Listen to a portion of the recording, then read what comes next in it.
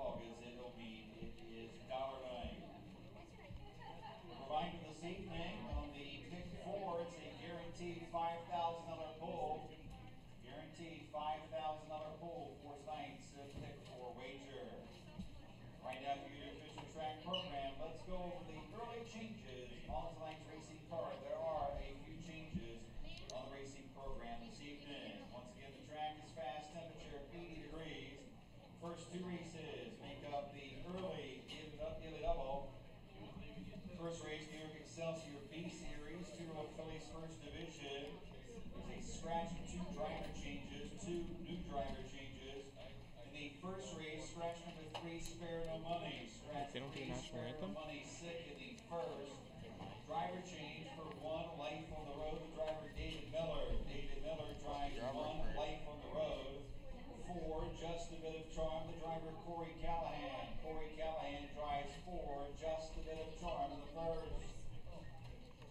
Tonight's second race kicks off a pick 3. Races 2, 3, and 4. New York Excelsior A Series for 2-year-old filly Pacers first division. Second race, there are no changes. Third race, second division, the Excelsior A, field of 6. It is also clear of changes. Races 4 and 5 make up a big double. Fourth race, New York Sire Stakes, 2-year-old fillies first division, first $52,500. No changes in the fourth. Race number 5, third and final division for the Excelsior A. Note the 1 Hoopla Hanover is a first 10 Lasix horse. First 10 Lasix for the 1 Hoopla Hanover in race number 5. Tonight's 6th race kicks off with a guaranteed $5,000 pick 4. In the 5th race, second division of the Sire Stakes, there is a scratch. Scratch number 5, American Maryland, sick. Scratch number 5, American Maryland, sick from the 6th. Due to the unfortunate scratch, there will be no try, no super. No trifecta wagering, no superfecta wagering in race number 6, the second division of the New York Sire Stakes. Race 7 kicks off the all-swag pick 3. Races 7, 8, 9 makes up the consolation race 7. The main events races 8 and 9. In the 7th race, note the 1A Irv Miller stable entry, 2 for the price of 1. Postmissions for each horse directly above the saddle pad numbers. There is a driver change in race number 7 on the 5 Zephyr Chronos. Driver Yannick Gingras. Yannick Gingras drives number 5 Zephyr Chronos in the 7th race. Over to the 8th race is the Dr. Harriet Swag Memorial main event for 3-year-old trotting fillies. Note that the fillies have been in detention since 8 p.m. last night. In the 8th race, only 6 Punch Blue Chip is the first-time Lasix horse. First-time Lasix for number 6, Punch Blue Chip in the 8th race. The main event for 3-year-old trotting fillies. Race number 9, the main event for the 3-year-old open division of the Dr. Harry and Swag. Detention barn since 8 p.m. last night.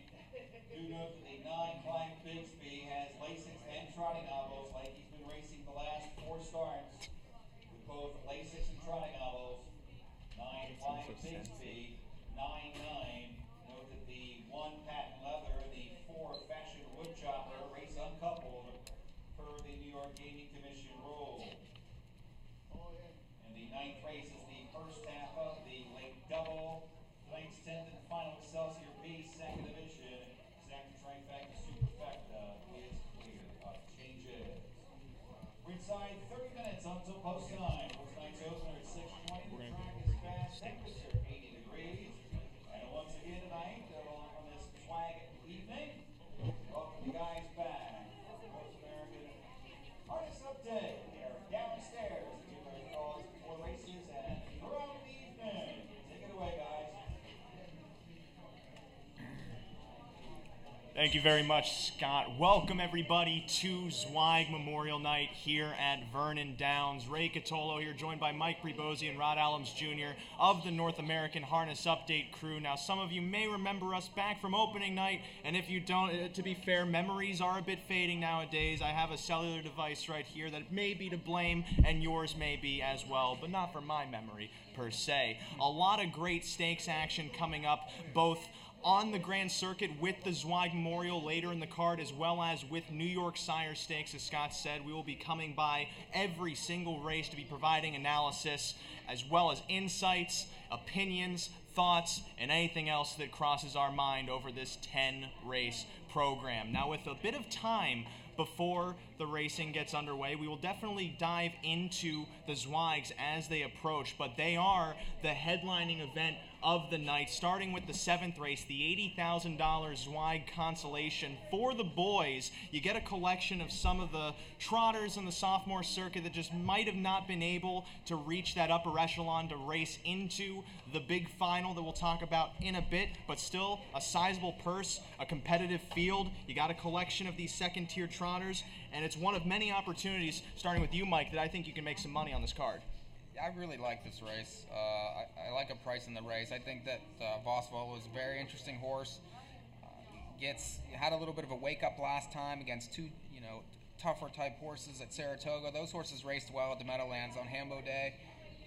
This horse draws very well, and I feel like that, with that wake-up last time, any improvement this time, 10-1 morning line, I think you'll get every bit of that in here, especially with some of the others in the race. The 5, Zephyr Kronos, this horse gets Jingra now. This horse raced in the Hambo, unfortunately broke from the 9 hole, has had bad posts, but has danced some dances, 4 wins this year. I feel like that 8-1 is just ridiculous. I think that horse will be bet. And then the 4, Mississippi Storm, is another one, second tier last time Meadowlands. The horse raced well, PA Sire Stakes. Should be closing. I think that, definitely has a chance. I like 2-5-4 in that race. Unfortunately, he tried to waltz with the best of them that Hambo elimination and did make a jump around that first turn, but this guy is known, I'm talking about Zephyr Kronos, is known for being able to fly home. He did that a lot over at the Meadowlands. And Rod, one thing that we're going to be kind of watching too as the card is going is to see what place is going to be the right position to try and strike and win, because we've had some rain come in here. We've had portions of the area where you could walk 5 feet away, it would be raining, and it would stop raining. And it's been off and on and off, sporadic to say the least. And Rod, when you have a horse here like Zephyr Kronos, who could provide value, are you kind of concerned maybe with that racing style where he has to always come from off the pace? Well, I mean, he's shown that he can come from off the pace or on the pace. You look back about 5 starts, and he showed a good front-end first over move at the quarter pole that was at the Meadowlands, and I think he's a big track horse, so I don't mind him coming here. He gets Yannick today, which I think is something you have to definitely look at as well. And he really plays no matter where he's at on the racetrack because he's got that raw speed. His only issue is he breaks occasionally, so I think you got to be careful with him, but definitely play the horse. My top pick there is the 7, Missile Hill. I really like this horse coming in off an okay race in the Drazen last time out at the Meadowlands. I think this is a more favorable spot. Going to be following some good horses and should have live cover all the way to the top of the stretch and just needs a decent pace up front. Well, time and time again, we see horses exit the Hambletonian, either the eliminations or the finals, and they end up coming back to race very strongly. And you'll probably see that more so in the Zweig, where you have a bigger collection of horses that race in the Hambo final. But you have a couple of horses that took their shot in this race, the Zweig Consolation, one being Zephyr Kronos, the other being Shoshi Deo. And I know Dwayne Miner is not one to ever stray from trying to go to the lead. I think that this horse could potentially get off the gate and somehow get involved at a price if we're going to be looking at exotics. Huge price. But of course, you kind of turned me on to Vosvolo as well. I started looking. He's coming off that half-mile effort over at Saratoga onto the bigger track. That's never to be underestimated, especially on the New York circuit. But of course, a couple starts back, you look to his race in the Beal Consolation. Wasn't really a great effort, but he could definitely improve off of that given his last couple of starts. And yet 7-iron is the morning line favor, which to me does not seem like it's going to stand. I agree that the betting in this race is going to probably play out way differently than is listed here. But of course, Mississippi Storm's another one that should not be overlooked. So if we're going top picks, I might say Mississippi Storm's probably going to be the one on my radar, not just to say that Storms are usually on radars, especially tonight, as we'll be watching in between every race to see where the precipitation might be. Mississippi Storm, though, as I was trying to say, raced from the second tier in the Drazen last out over at the Meadowlands and was just locked in the entire way until he shook loose late. That's when you knew he wasn't locked in for the rest of the way. And when he shook loose, he gained some ground, ended up finishing 5th there. I don't really think was able to give, hey, yeah, what's up? We have fans already stopping by. Thank you very much. We're already getting rave reviews, and we've only been on for 10 minutes. We haven't even gotten to the Zweig Philly. And wait until we get to the Colts. But back to top picks, Mississippi Storm, I have not much else to say because, as you guys know too, I'm a man to read the board, and what the board says usually dictates what I do. And that'll bring us then to the next race, the Philly Zweig, purse of $180,000. Since Manchego decided to move into the Colt division, you have Plunge Blue Chip here exiting a 3rd place finish in the Hambletonian Oaks, adds first-time Lasix. And a lot of times as a handicapper, you got to somehow be wary of saying this horse is a lock. But Mike, in field, do you think this horse is a lock? About as close as can be to a lock. Gets away from the main rivals, Manchego, Feitosiv. Atlanta has been racing against those horses. I mean, this horse is the fastest, trotting filly of all time. Now gets Lasix, should be able to control the race. I really think the only threat to her might be the 4, who, woke up last time. That was an excellent mile on Hambo Day. Did get a perfect trip, but kicked home 27-2, a 51-2 mile. That was a huge race. This horse has always had talent. She could be moving forward. Depending on, Plunge Blue Chip, if she could falter a little bit, I think that would be the horse that could pick her up. Well, definitely looking at the race, Plunge Blue Chip, without a doubt, does stand out as the fastest horse in the race. But Rod, yourself a former horseman, the fastest horse in the race doesn't necessarily mean the horse that's going to win the race. Yet, are you still signing with Plunge Blue Chip here? Yeah, I'm going to use her. I think she's the best horse in the race. I'll put it that way. She's obviously the fastest. She's the fastest of all time. But this could be a spot she might be vulnerable, just because there's some horses inside of her that could press her hard early on. If Sponset decides to leave with her, that might become an issue late in the mile. But I'm going to go with 2 horses here, and the 4, Basquiat. I always have trouble with that name for some reason. Yeah, that's what I said. But she comes off a very good win at the Meadowlands last time out, and Yannick jumps on this time. He's driven her before, so he knows this one, and he's done very well with this filly. So I think maybe him jumping back on could have a positive effect on her outcome here today. And, like you guys said, Plunge Blue Chip, definitely the horse to beat here.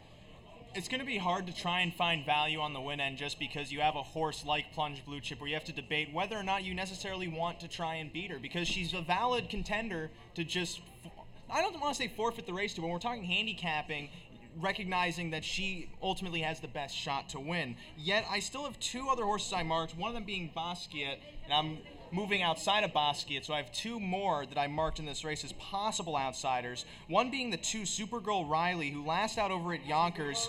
Yeah. I agree. Yeah. Pointing.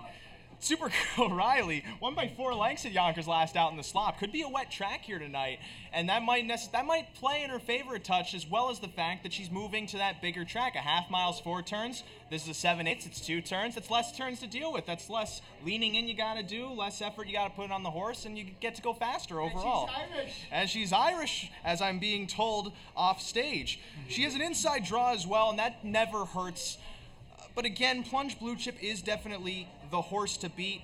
And as I said, I had 1 other horse marked, and that's Perfect Summer K, who I've kind of been on week in, week out, and she's been improving with every start.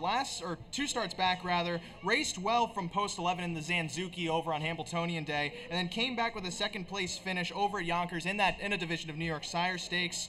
Again, moves to the bigger track, has always seemed to thrive on the bigger track. And you can also toss her race in the Hambletonian Oaks Eliminations because she was racing without Lasix. She's here with Lasix today, and it seems to race better with Lasix overall. But once again, and I cannot emphasize this enough, the race goes through Plunge Blue Chip, but the board will probably tell you that when post time approaches.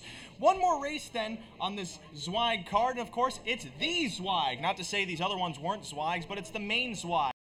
Zweig, the $350,000 Zweig, the open division, collecting 8 colts and 1 filly, the 1 filly being Manchego, winner of the $500,000 Hambletonian Oaks 2 weeks ago, doing so in a stakes record 150. She, of course, matched Plunge Blue Chip's time in that division of the Del Miller Memorial, so maybe co-fastest trotter filly ever. Maybe I might be pushing it, I don't know. Doesn't count. Yet, she tried to go against the before in the Beal final, and she had every excuse in the world to lose that race. So maybe, Mike, starting with you, why should I think that Manchego might not fit this spot? I mean, she fits, but I feel like she's vulnerable in a lot of ways because she's going to be pressed early. I feel like Six Pack is going early and is going to push her. You're going to get a lot more aggressive drive out of that horse tonight after that Hambo debacle. And, I would expect him, to leave with, and that's going to cause Manchego trouble on the front. She's not going to be able to control the race. I feel like it's going to set up for Metz Hall. This horse raced extremely well on Hambo Day. Just missed winning the whole thing. It was wide in that race the entire way. This horse is improving, lightly raced, 5 times out this year, won 5 out of 11 last year. Gets a perfect setup tonight, and the price is going to be there. This horse is going to be ignored. I would expect 7-8 to 1. I think best bet all night long is Metz Hall in the night. And we definitely like a reason to be able to stick around, not only because this is the main event. Why would you not stick around for the main event? You got your T-shirts, you got your program. There's really nothing stopping you. Not only that, it's a nice early program. We're going to be done here by about maybe 10-ish at the latest, and why not stay around? That's just what I'm saying. You see so many people flock out. You don't want to leave. You don't want to leave for the main event. That's like if Cassius Clay comes out and you just only stay for the headlining, or not the headline, the opening act. I'm already getting backwards, and we're only on the first race, so it's only up from here. Rodney. I was talking to Mike about Manchego. I want to talk to you about Manchego because fillies going against the Colts, always a great news story. But Capper, do you really think there's that much of a difference between the fillies and the Colts? In one heat, no. But obviously, the filly beat the boys in the Hambletonian, so there's no difference at all if you look at it that way. But Manchego, she's a monster. I mean, that's really the only way to put it, I think. She's a Hambo Oaks champion. She's a world champion, made over $1 million so far in her career. She's a horse that's hard to leave off of any ticket you're playing. But for me, the 2 horses that I like in this final, Six Pack, the number 6 horse, Svanstedt, got into some trouble in the Hambo elimination last time. Definitely plays here and was actually charging late, and just kind of got knocked out of the race there. But this horse obviously is very fast and has beaten these quite often in the past. The 8 Metz Hall, I agree with Mike. This horse is a nice value play here. The outside post is the concern, but he does have early gate speed, so I think he can put himself into position, and if he does, that's one that I think you should be looking at for a little bit of value. Well, it seems you just almost reiterated most of what Mike said, but in your own words, so I appreciate the effort and the paraphrasing. I do agree with both of you. Metz Hall and Six Pack, definitely valid contenders in this race. Manchego as well, because if you remember last year, Jimmy Takter sent Ariana G into the open division. Unfortunately, was caught right at the wire by Yes Mickey. And of course, if you had Yes Mickey, you're probably not saying unfortunately in that case. He paid a big price that night to beat Ariana G. But in terms of value, I'm not sure how much you're going to get on Manchego, especially from the inside, off the stakes record performance, off the fact that she's a filly going against the boys. There's going to be a lot of hype money potentially going in there. And as Rod said about Six Pack and Metz Hall, as Mike said about Six Packs and Metz Hall, I'm going to kind of add on to that with 2 other horses. I think Evaluate is a horse that's potentially bouncing back. He finished 5th in the Hambletonian final and should definitely be exiting that race a bit sharper, considering his performance in the final heat was much improved from his performance in the elimination. And plus, he has a better draw. He goes from the 9-hole to the 3-hole this time, and if he works out a trip, I definitely see him being able to get involved at a decent price. And let's not forget, Fashion Woodchopper was a very valid contender on Hambletonian Day. The one thing he just did was he made a break around that final turn in the final, and he was just knocked out of the race as a result. But he's back on Lasix, and that could definitely work in his favor, and he's likely to be ignored too in this race, with Manchego in the mix, with Six Pack in the mix, with Six Pack drawing post 6. Sometimes serendipity brings a lot of dollars into the wagering, if you catch my drift. Those are the 3 Zwags. We went over them in brief detail or in deep detail. I'm not sure how much detail we really went into, but at the same time, we'll be going into much more later on in the card when those races approach. Those, again, are the 7th, 8th, and 9th races on this 10-race program, which also features New York Sire Stakes for 2-year-old filly pacers. Now, in passing, and by in passing, I mean, let's kind of loosen things up a bit. We got a lot of divisions of 2-year-old filly pacers going postward. Rod, starting with you, of those races, which one really has your eye as a potential great bet? I don't see any great bets, but I do see a little bit of value early on, especially here in race number 1. You got the scratch of the 3, spare no money, so make sure you mark that in your programs. The horse I like a little bit here at actually right now this one. No, I'm looking at the odds. 19-1 on the 6th, Living on the Rocks. This one, Tim Teacher jumps back on. Was at a fair last week. 2 weeks ago, raced at Yonkers. I thought race just okay. Had not a very good trip there, but I think the big track is going to help a horse that races like her. Not a lot of gate speed early on, so the big track might play to her favor tonight. And like I said, you're currently getting 19-1. I definitely think that's going to be a common theme, especially in how I'm handicapping these races. Mike, which race really pops out to you? Well, looking at the Sire Stakes, race 5 I think is an interesting race, and the horse on the rail, Hoopla Hanover, gets Lasix first time. This horse has flashed speed in the past. Is definitely going to be a price in the race, and I feel like she could control it, with that early speed, and if she can get away from him, gets that Lasix, doesn't get tired late. This horse has back lines to go to. If you look back 3 and 4 back, this horse went in 54 3 back, so that wins this race. I like her quite a bit. As for me, I have to think the 4th race.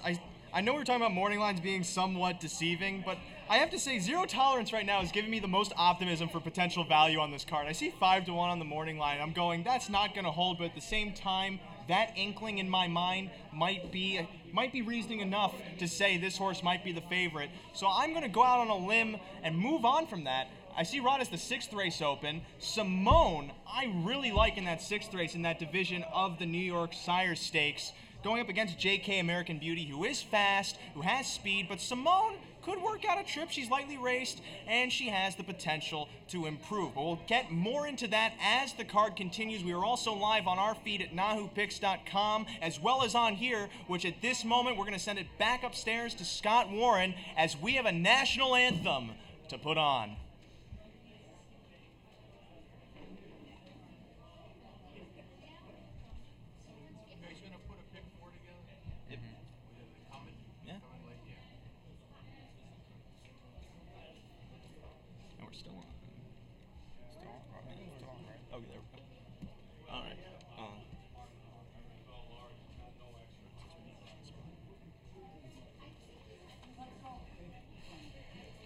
So, if I'm not mistaken, are we live? Are we still live? Are we still live?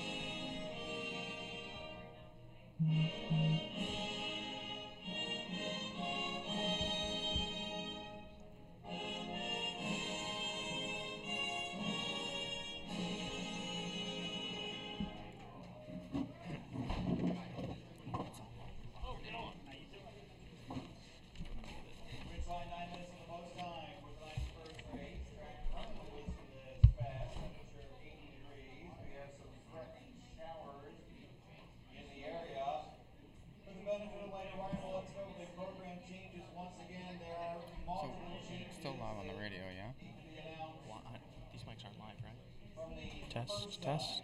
Driver change one, light for the road, the driver David Miller. 3, spare no money, is scratch 6. 4, just a bit of charm, Corey Callahan, Big Salty Queen down at Chingra. Oh yeah. So I got confirmation that when we're talking, yes. Which one is it? I assume it's the one that says iPhone. Told me to get a key. That is probably the other one. Go down. Oh yeah. Why don't you scroll? Oh, it's not.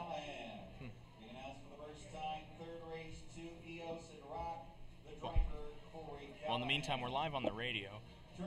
We just had to make sure that our mics weren't live as Scott is talking, but we still have this show going on. We're currently trying to get the video feed back up. They're not even live. The video feed is not live. The thunderstorms are in.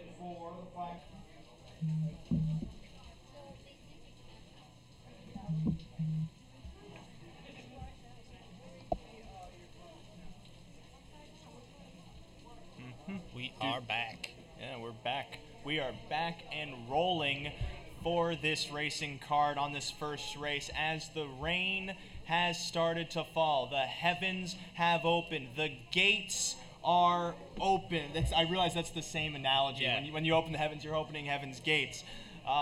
But we don't know where the rain is coming. Well, we know that it's coming from the sky.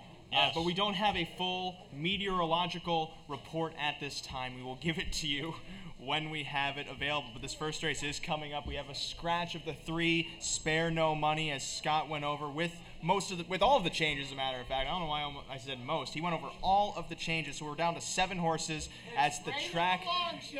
We got one report saying it's raining long shots.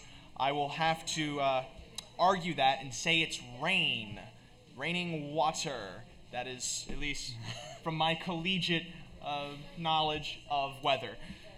7 horses going postward here, and the current favorite on the board at 6-5. The 4, just a bit of charm. One of 2 driver changes, the other being the 1, life on the road. David Miller taking over for trainer Roman Lopez.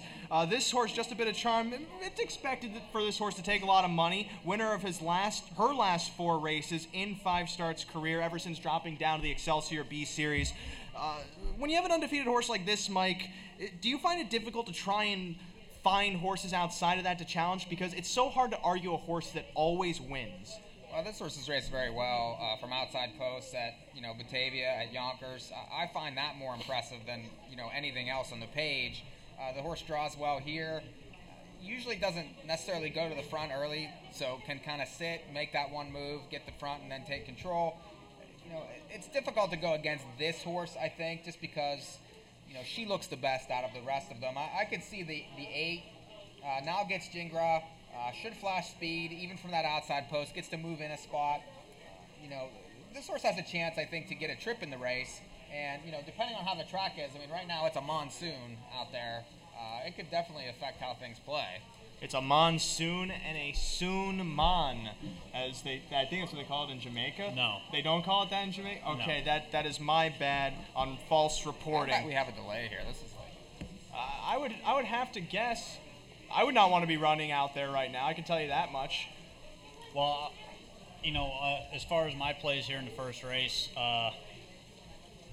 whenever they come out, it is downpouring right now. Living on the rocks, like I said earlier, I really like this filly. I think this big track is going to help her and really play to the way she races. Her style, I think, is going to fit a lot better on this big track. The other one that I think plays pretty well here, the 4, just a bit of charm. Corey Callahan picks up the catch drive here. She's won 4 in a row. She's been very, very sharp. These ones are basically the same types that she's been facing. Now gets Corey Callahan. Tough not to have on the ticket here. Currently the even money favorite. I'm seeing 6-1 on Little Miss Curvy, and I find that incredibly appealing, considering she's moving back to the bigger track, making her third start down at this B level, and had before that been racing against the A competition and maybe not performing at her best or at a level good enough to compete well there, but she was racing well enough in those B levels from the inside on a half mile that I think maybe moving to the bigger track, 6-1 is not a bad price to take, especially when you have a horse like Just a Bit of Charm, who's 6-5, because of that win streak coming in here. You might be getting a bit more value on her as a result because the class is there, the form potentially is there. The question is just going to be, how does she handle the walls of rain that are currently being built outside? As I look at the radar, we have a little line of storms going through here. Apparently the green part is over us. I'm looking out there. It looks like a red part to me. That looks like fairly heavy rain. I'm not going out there and weighing it, so I can't tell you how heavy it is. I'm just assuming that maybe it has a decent impact when it gets to the ground. But it's starting to lighten up with 2 minutes to post. We may be seeing them come onto the track soon. It's lightening up. I'm getting confirmation on that one as the storms are moving through. Looking at the radar, it seems like we might have some on and off showers through the rest of the night as we have a couple more lines coming through from the west as storms flow east. That's because of the jet stream, if you didn't know. I'm giving out a little meteorological lesson right now. Yeah, the thanks. jet stream Thanks, Ray. pushes storms from west to east. That's also why when you fly in an airplane from east to west, it's slower than from west to east. Okay. Oh, you guys are clearly not as charmed by useless information as I am, and No. especially not charmed by how much I am of distributing that information. What do you think Definitely of the 5 not. in the race? What do I think of the 5 in the race? Yes. The 5 horse. Fair circuit horses are always kind of hard to gauge. We follow a lot of running aces, and you see fair horses there. The tracks are sometimes a bit looser and harder on horses, especially younger ones. So you see them come to a bigger track like this, a parimutuel track, and maybe they need a start or two because it's an entirely different surface. It's managed differently, and plus it's a bigger track, this one, compared to the fair circuits. And you can vouch for me on this, Rod. You've raced fair horses. You know what I'm talking about. I'm not just making this up. Yeah, the fair tracks, it's a totally different surface. So when you come here, you're getting a much better grip on the racetrack, and a lot of times horses like that loose, powdery type of surface that some of the fair tracks have, and sometimes they like surfaces like this much better. But I see no reason not to have the horse somewhere on your ticket. The horse has been very sharp and hit the board 7 out of 8 times. Raced at Yonkers 4 or 5 starts back, and raced pretty well there. Just kind of went along with them, but I think the horse plays in exotics. I get interested in horses that like to win, and this horse has won 4 times in 8 races. I mean, that's not to be underestimated, especially in a race where you have a lot of horses that have never won a race. So, regardless of where, she's been racing, she's racing well. And I feel like that's important. The horse is taking money, currently 5-1 on the board, which, I feel like is a lot lower than I expected. I feel like there is value on the favorite if you can get above even money, just because, she's revealed herself to be much better than these. For those wondering, the current weather report, if you are not looking out the window, it's 77 degrees with light rain and thunder. Again, light rain and thunder, 77 degrees. As we are waiting for the storm to pass through before the horses can come onto the track for the first race. I can understand your logic for the 5 horse. Not necessarily one of my top contenders, especially at 5-1. I feel like that's a price a little too low for me to take. I much prefer the 7-1 on the 2 Little Miss Curview. He continues to drift up and up and up and up as time goes along, and was taking early money too. You gotta like early money. I do like early money, but one thing that disturbs me about her, I think she's okay, but she drew the rail both times. And those are good starting spots at those half-mile tracks. Draws well here, but doesn't get that same benefit necessarily. She's just okay for me. 7-1. I don't know that I would try a win bet. I think she can hit the ticket for sure, especially, given the, nature of the race and her class with some of the other ones. but I wouldn't be putting her on top in the race. Well, I mean, you can get okay horses at 7-1. You can't expect a horse like Niatros to go off 7-1. I understand Right. that she's just okay, but there's definitely a situation that could play in her favor, which makes me like the 7-1 more than now the 5-1 than you do. I just prefer others. That's just her speed, is fine. She should have early position in the race. I think she needs to finish better to, have a chance to win the race. Well, maybe because we have a bit more time, you're looking at the program, you realize, wait a second, this race also starts a double.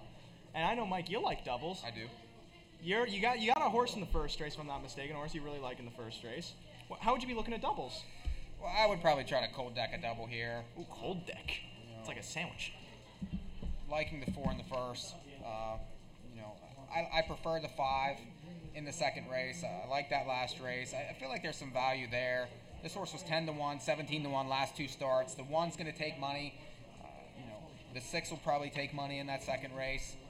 I would be looking at probables. If you can get some value, maybe a cold 1-5. Or I'm sorry, a cold 4-5. Oh, you're really going to just stick with the 4 there? You don't think she loses? No, I don't. I just... Okay. I'm going against you a little bit. Please do. I was getting worried. I'm going to use the 4, obviously. I think the horse does play. But if I'm playing doubles here, I'm trying to use 4 and 6. And they are coming on the racetrack. Post parade for Scott Warren. Scott Warren, it's time for a post parade. And with that, we're back on our feed. They are good. They did that quickly. And here they come onto the track. I forgot to mention the track was downgraded from fast to sloppy. We will do that on the live feed once we come back on. Swag Night last year was sloppy too. If you remember. Everyone's trying to shout at the drivers. I don't remember. What do you mean you don't remember? You were there. We did the show. Yeah, we didn't. What do you mean we didn't? We didn't do it here. We were live on the air. We covered it live. Yeah, we did, but I don't remember. You just refuse to remember. It's one of those many things, along with most of your childhood traumas, that are just locked in the back of your brain. Yeah. That's right. But is the mutter a mutter? Wow. That's impressive. Little Miss Kirby now 8-1 on the board. And there's the 5 horse. You afraid to go there or what? I more so am conscientious enough to know not to. Unless it's... Okay. We're getting ready to go back on.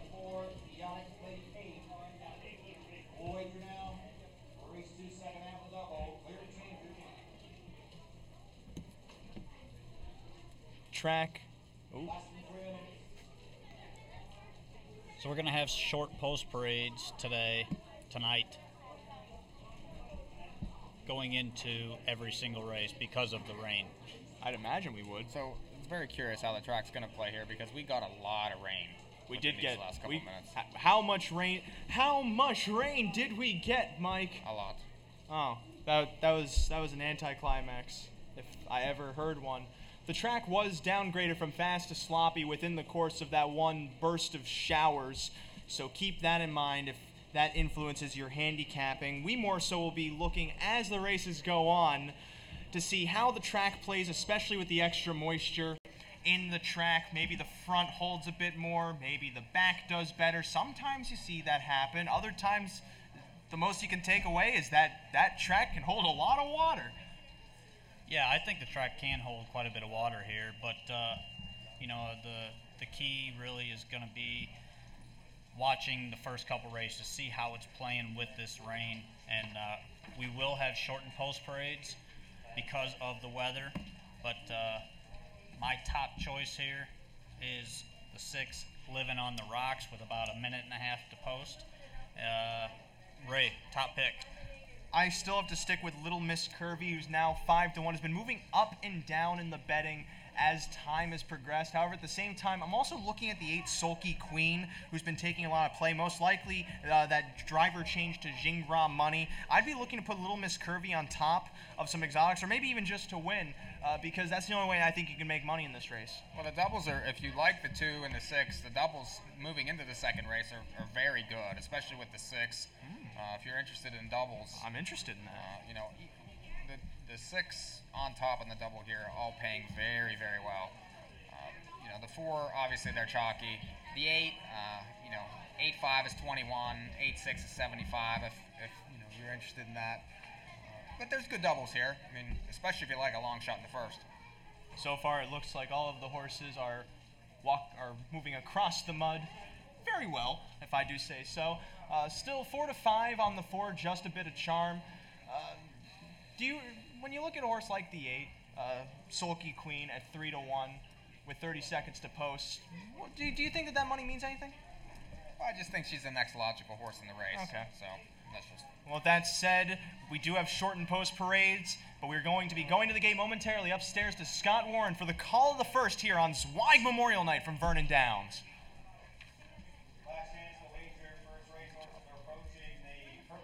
All right, and we will be back to calling races on this live feed.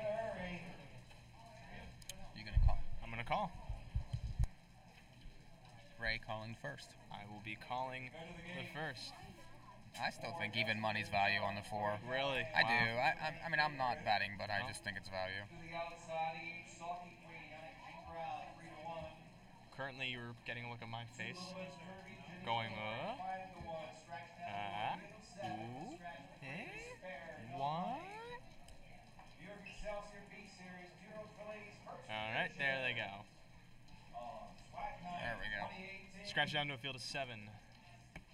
4-5 on the 4, just a bit of charm. 4-1, the 8 Sulky Queen. Scratch down to a field of 7. Opening race for Zweig Memorial Night here at Vernon Downs. This field is into the stretch, in motion, and approaching the start. Off-fan pacing, Living on the Rocks leaves out well to the outside. Sulky Queen farthest out shoots 2 with from the center just a bit of charm, and Little Miss Curvy protecting position to the inside. Those 4 ahead of Life on the Road getting away 5th. The 5 horses back in 6th, and then Gussie's Real Deal is last of all moving into the first turn. Sulky Queen cleared control. It's Sulky Queen from Living on the Rocks 2nd, just a bit of charm 3rd. Little Miss Curvy stalks from 4th, about 3.5 lengths off the lead. Life on the Road then remains 5th, moving to the back stretch. The 5 horse still back there with Gussie's Real Deal trailing the pack off a 27-2 opening quarter. Backside bound in the opener. Sulky Queen, a 2-length advantage on Living on the Rocks as they move through the goo. Just a bit of charm, gaps out 3rd, 3 lengths away with Little Miss Curvy 4th. Life on the Road remains 5th, about 5.5 lengths from the front to a 57.5. 29-4 that second quarter, moving into the far turn. Off from 4th, Little Miss Curvy tries to go first over, look to flush cover, fails to, so moves uncovered herself as Sulky Queen now gains separation around the final turn. Living on the Rocks chases in the pocket, just a bit of arm locked in as Little Miss Curvy is stalled to the outside, and Life on the Road towards the back of this group. The 5 horse there too with Gussie's Real Deal 126 and 1 the 3/4 time. Sulky Queen turns first in front of Living on the Rocks. Just a bit of charm trying to reel that one in. Sulky Queen the advantage. Just a bit of charm lunging down the center, and in between them Living on the Rocks. It's inside then just Sulky Queen. Just a bit of charm to the outside, surging up, and just a bit of charm at the line. Tight there with Sulky Queen and Living on the Rocks in 1:54.4. That's pretty tight there. I think the 4 might have got it, but it's tight. It was really hard to try and do the stretch when he just ended, because I became incredibly self-conscious of me talking, which is strange because when I hear my voice talking out there, I'm fine, but then when it's just my voice, it's almost kind of like I'm hearing my voice. I'm going, oh, someone's in on the conversation with me. So almost a perfect drive on the 8. I thought that was, the exact way she needed to win the race. I think just got picked off. Of course, you read the tote board. Of course, the 4 gets up. Well, 4-8-6-2. The 2 was a dud. the 2 was fine. Maybe The not. 6 was an excellent pick by Rod. That horse was live mid-stretch. I really thought that she might have a chance there. 15-1. That was a very good pick. That was I a pretty thought. quick mile, I thought, for that group. Well, on this racetrack too. Yeah. I mean, perfect drive on the 4 also. So far, track is fair. That is the bias update. I don't know. I mean, Oh, it's a first race. A chalk 1. I mean, that's what makes it fair. okay. 4-8-6-2, 4-5, 3-1, 14-1, 5-1. In the opener, Just a Bit of Charm, the winner. Owned and trained here by Kelly Hastings. Corey Callahan picked up the drive. 5th win in 6 starts. Career for Just a Bit of Charm. This filly by Heston Blue Chip wins in 54-4. 54-4, right? Yep. Okay. It's just we have this big 3 wide graphic that's kind of covering the fractions, so Yep. Good luck. I just guess. Sorry, we need branding. We have to brand, right? Nobody cares about the time. The number 5 horse. I think it's just because The 5. what do you want me to call him other than the 5 horse? That's all I gotta ask. So that's the first race. Of course, with the first race done, we move on to the second race. Typically, yes. Typically, it's true because sometimes it doesn't happen. We had a little laugh right there. Jeff Corral walked by us and give us a little, what are you guys doing? That's great because it means we're not canceled. Right. Not We're yet. still here. Yeah. They haven't run us out of town yet. 360, 250, 230 on Just a Bit of Charm. Sulky Queen, 360, 290. Living on the Rocks, 230. $2 exact to 4.8, $8 even. 50-cent try, 486, 12.75 or 25.50 for 1. And the Superfect is gone. If you had it, too bad. I can't see the price It's anymore. $4 for a dime. $4.75. $4.75 for a dime. That's different from $4. You get an extra 3 quarters on Okay. that. And you could have rounded up to 5 even. Moving on. Moving on to the second race, which we will talk more about after this replay when we stop hearing the smooth serenades of Scott Warren on the overhead and we go back to hearing, quite frankly, the even smoother serenades of Ray Catolo and maybe My Mike sexy Rigosi voice. You're throwing on adjectives that I'm not sure you are legally allowed had to no- throw on. I'm You curious how had the no pick 3 answer. pools are here because, this could be worth betting a little pick 3, especially on the back end.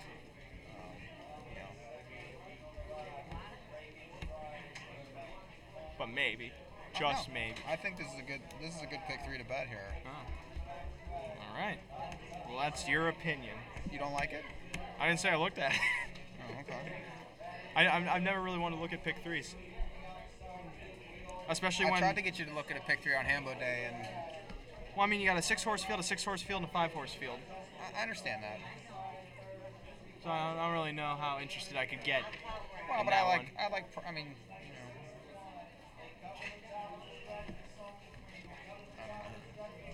We'll be getting ready to go back on momentarily. For those of you watching the live feed, consider this where we get risque and risque. what's going on with our radio? What's going on with our radio? Does it just keep shutting off, or what? Well, no, I have this hooked up to the public Wi-Fi because I wanted to save bandwidth on the hotspot. Oh, So it just keeps kicking us off then? that's their internet. That hasn't kicked me off yet. I don't Oh, know wow. why. So that's why you buy not a debt. It's not We the will Bell's be fault. right back on the feed here shortly. It's like saying you run out of to gas talk and you about say, "Oh, race it's number Ford's 2." fault. You didn't fill up the car." I don't know. I like Marcus in the race 3, so I think When's there's Rick value. supposed to be here? Value in this pick 3. For sure. Any moment.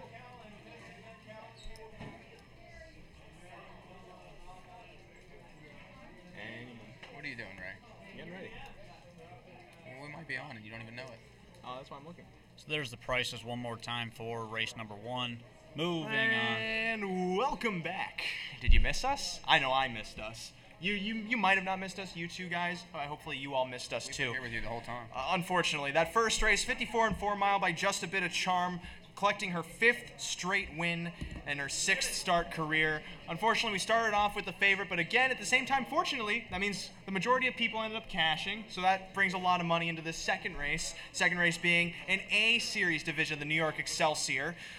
Last race was a B division, so we upgrade to an A. 6 horses going postward here. Looking at the board, favored at 9-5. The morning line is not broke by the looks of it. Heaven's Challenge, though, looks to be the favorite 6-5 on the board. 9-5 then on Serality. First thing I notice, Final Escape is 2-1. That is a big price discrepancy in terms of how I saw this race. And then Appletina K is 27-1, dropping out of the straight New York Sire Stakes. I think a pretty even board. The 2 is getting action, I think, on the driver switch. The 1 and 5 expected to be played. I would think that the price in the 5 is going to drift some, given the horse has never really taken a whole lot of money. I feel like you could get 3 or 4-1 there. The price has to come down on the 6, though. I'd have to imagine, because when a horse has that big a class advantage, at the very least, you'd be probably looking at 10-1. Just off of class alone, 28-1 seems a bit absurd to me. But of course, Heaven's Challenge and Serality. We are electing you Serality if you are here. Surreality. We were going to be doing a knighting service after the race of Reality, crowning him Serality. But anyway, Rod, with the horse like the one, are they really that much of standouts that they deserve to be the 2 horses under 2-1? No, not really. I mean, I think they are 2 of the top players in the race for sure. No reason not to have either one of them on the ticket, but with the way the track is, I think you have to try to find something to use with them. And for me, the logical choice to use with them is the 2 Final Escape. Horse been racing good. Yannick jumps on and comes off a good second place finish last time over at Ocean Downs. Comes over the big track, first time coming to a track bigger than the 5/8. So maybe this one shows a little wake up today. Now you may have to elaborate more on when you say the way the track is. Are you talking about because it's wet out? Because Yes. I didn't know if you were talking about bias or anything. It's only been the first race. We don't really have any gauge of how the track is playing, but it looks like they're going to be stepping out onto the track for the second race, and I was going to send it off, but we were just a little too short. It's all right. All right. Let's keep going on. Yeah, we'll keep going on. So this race starts pick 3. This race does start pick 3. Mike is fan of pick 3. Mike, pick 3 yours. Go. Well, I mean, right now there's 500 in the pool. I'm just going to keep an eye on the pool. So, if you can get a couple thousand in the pool, I think it's worth taking a shot in. How much is in the pool currently? $525. But You could sweep it. No, I don't think so. Oh, okay. But there's value in leg 2. I like the 6, who's 10-1 morning line with Marcus. That's actually a decent number for how early it is. Yeah, that's what I thought. They're going to get probably 2,500 into this pick 3 pool. I would be intrigued to use the 6 in this race, given the 35-1 right now. Yeah, just to win even. That's absurd. Especially just like class means more than that. I thought. I always thought class means more. I'm not sure that they're looking at it that way, though. Oh, she's 9-2 now. We know. Yeah, she's 9-2 now. Oh, so she finally got bad. Yeah, there went the numbers. Yeah, Appletina K dropping in price there. 9-5 then on the 2. Final Escape. Wow.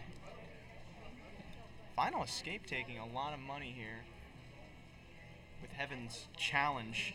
Heaven's Challenge currently here at 9-5, as well as Final Escape also at 9-5. 2 9-5 shots, and we were talking about beforehand how absurd Appletina K being 30-1 was, and now it's kind of leveled out down to 9-2. And I have to say, I was really excited, but then reality kind of hit in. I was living in surreality, if you will, and that is currently the third choice at 5-2. It really seems like those 4 horses are the focus of this race. But is there any legitimacy to considering the 3 Cash Crazy Express at 14-1 or the 4 Chase You at 25-1 being remotely a contender in this race? I think you can use basically anybody underneath, just because it is a short field and everybody's going to be close turning for home, I would think. So as long as you can kind of pick and choose what horse you like best to win the race, I think you can just hit the all button for third and look for a price to come on underneath and make that ticket pay decently. And then that's, of course, too, if you're really trying to just walk out with a cashing ticket. If you want to try and go for a profit, you could even kind of cut the ticket back a bit.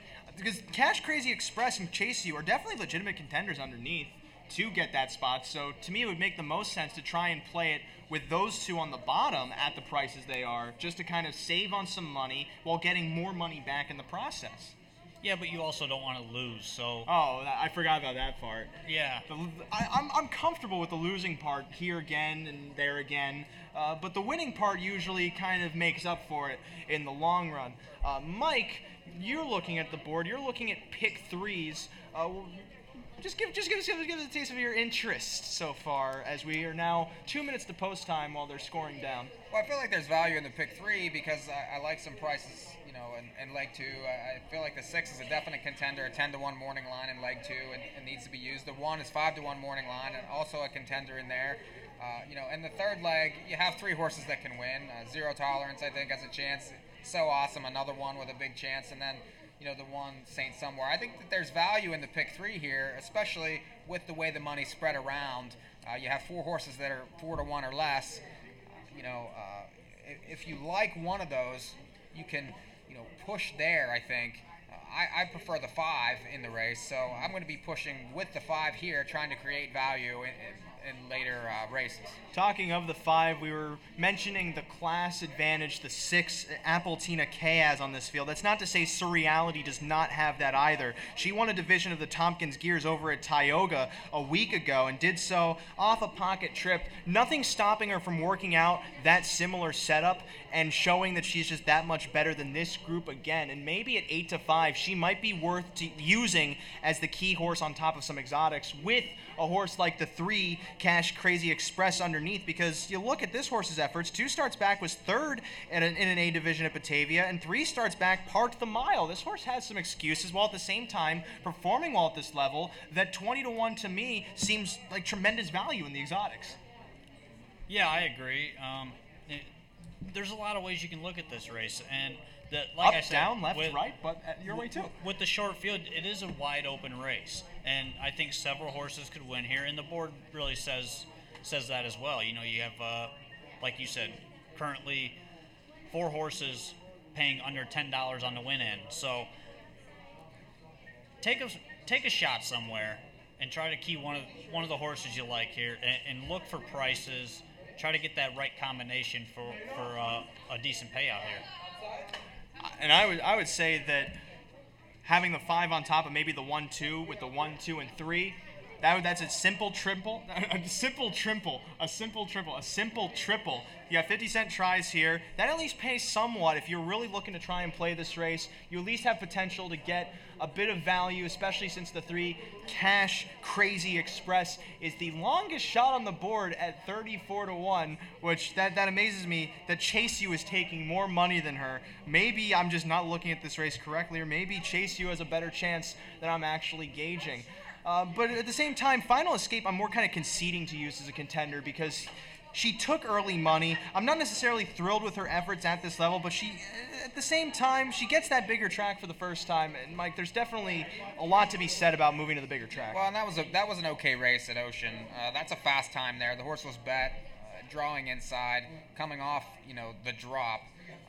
That was an improved effort. Draws well again. Yannick, you can see, he always has horses in play early, and good chance, I think. All right, Surreality is 3-5 here. Second choice at 5-2. The One Heavens Challenge. The gate is rolling into position. Upstairs to Scott Warren for the call of the second race here on Zweig Memorial Night.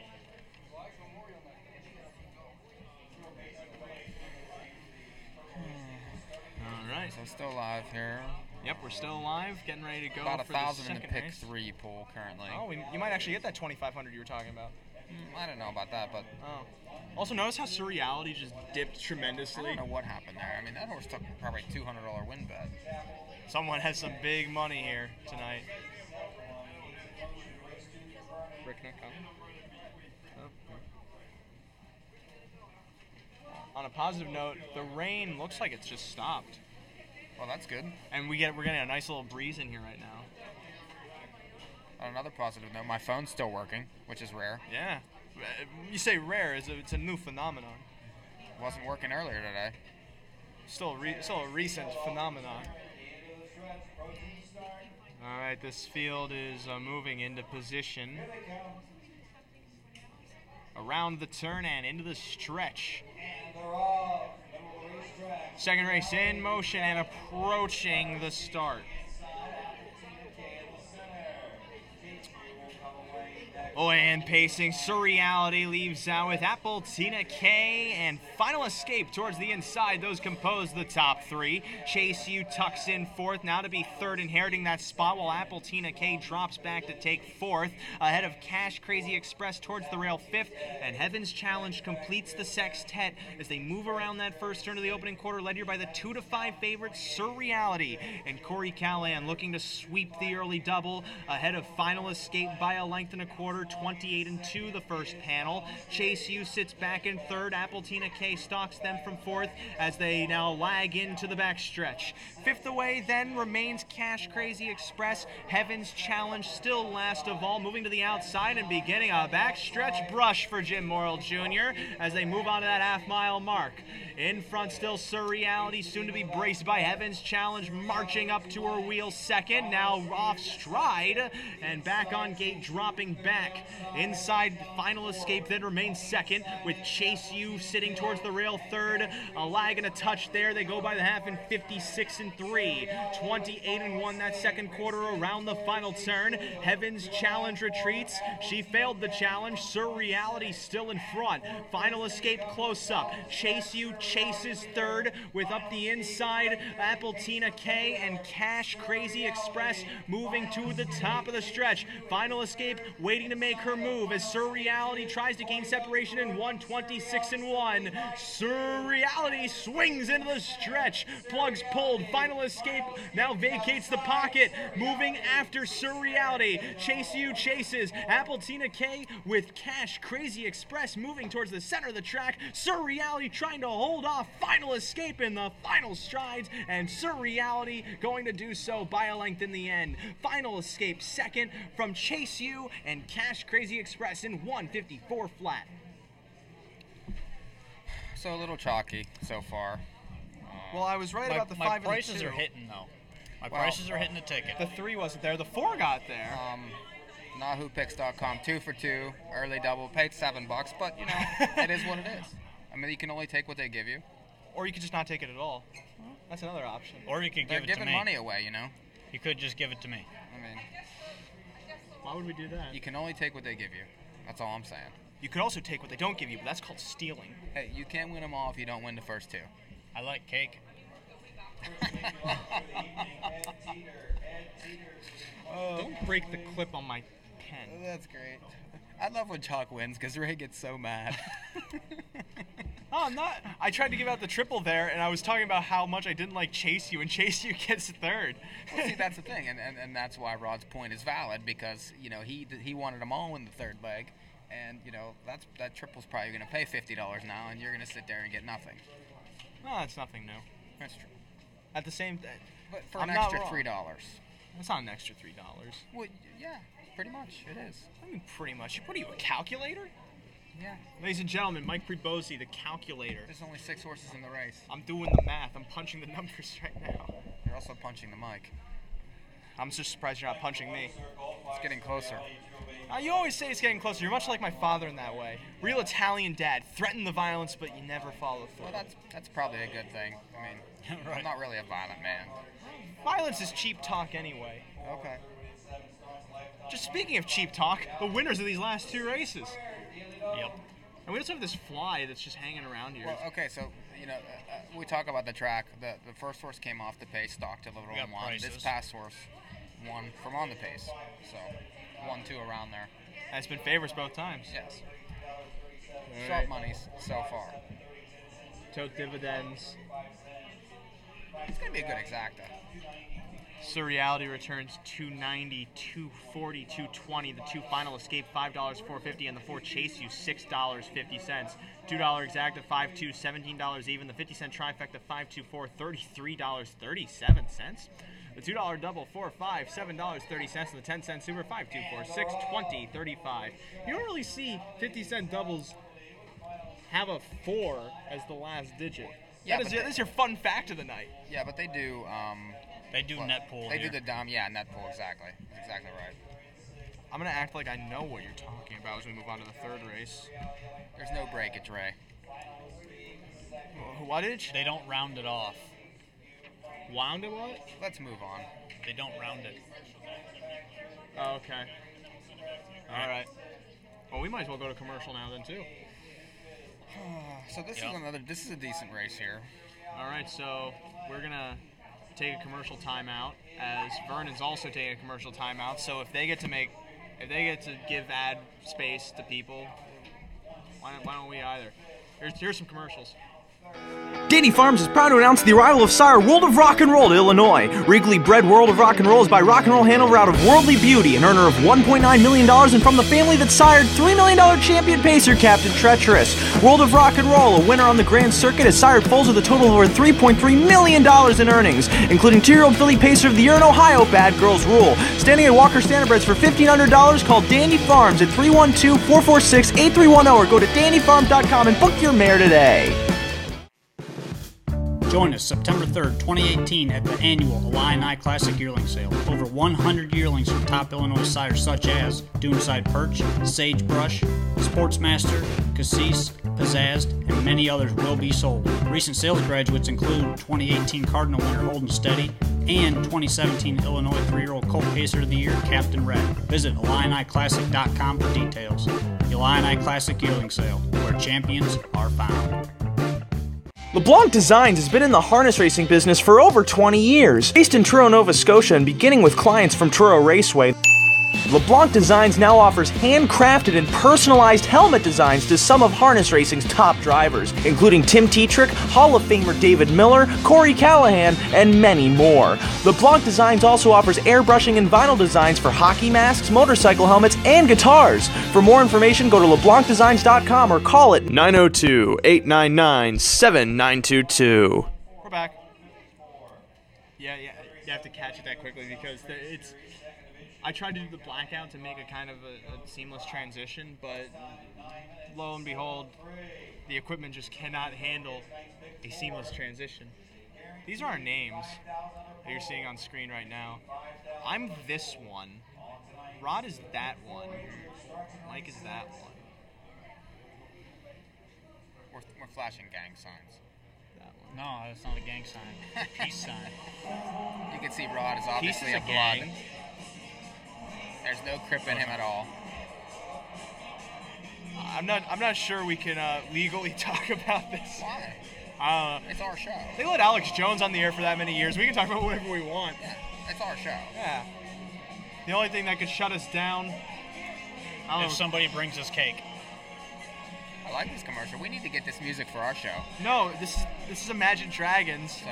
Imagine Dragons is terrible. Why? Why? Because they're generic contempt pop. Put your glasses on. You Why look would I put my weird. glasses? So you're not easily impressed whatsoever. No, I have very high standards for just reasons. It's because it legitimizes my dislike for everything, including myself. This next race is coming up soon. Look at the action that 6 is taking. I wish I could look, but I took my glasses off for some reason. Rated 2. I took my glasses off because Rod said something that just made me have to take my glasses off. Because I just did not see the point, so I had to make myself not see it even more. Oh, they're warming up, though. It's a really clear look out there now. Rain is gone. Plus, there's a nice breeze now. We got a nice breeze blowing in here. Oh, there's gold and silver coin and jewelry. There's lots of good commercials Wow. here. Lots of local. Anybody that's This is watching our feed, we're this is just the sitting here field of doing six. nothing. Well, no, we're talking about the commercials right now. Why would you come for handicapping analysis? We're commercial reviewers now. No. Yeah, I don't know about that. Oh, okay. I'm sorry. I'm in. What? You okay, Ray? Are you okay? I don't know. They have to pay bills, Ray. Yeah, but why a child? There was just like this weird high-pitched noise that just came on, and you're not even showing this the child who was stuck on. Maybe that's for the best, because his acting career is probably not going to take off after that one. I hate to say it. I hate to say that. I hate to be that guy, but I have to be that guy because I was that guy for a long time. We're back. Don't mind me looking up there. We're back. How you doing? Those were some commercials. We're back here with the third race. New York Excelsior A Division. We've had an A Division in the last race. So far, favorites are 2 for 2 on this 10-race program. I was talking about triples. Triples might have been the way to go there. That last one paid really well for getting the favorite on top. You had a 12-1 second, a 14-1 third, just 50 cents. Got you $33. And the exacta wasn't bad either for 17. Yeah, I thought that was very good value there. And we were all over that prior to that race. Lots of value in the 2. There's a lot of value here underneath tonight so far. So the track seems fair, but move on to the third. As you do once the second race goes, you have to move on to the third with 1 minute before they come onto the track. Looking at the board right now, favoritism on the 6. Under the Hood, surprisingly, dropping out of the Tompkins gears. Do you think that's just a class advantage they're going off of this time? Well, the horse that won that race just won race 2. So I think there's lots of value, especially with the short field. The connections are the absolute top. This horse has a big chance, I think, off that drop. Third start, has raced well enough these first 2. I think it's go time here. How about for you, Rod? I do like the 6 here. I do not like the price, but the horse plays. I think if you're looking for a little bit of value, right now the 1, She's the Boom, definitely is the value play for me from the inside. Should get away close. All right, post-parade time. Upstairs to Scott Warren for that.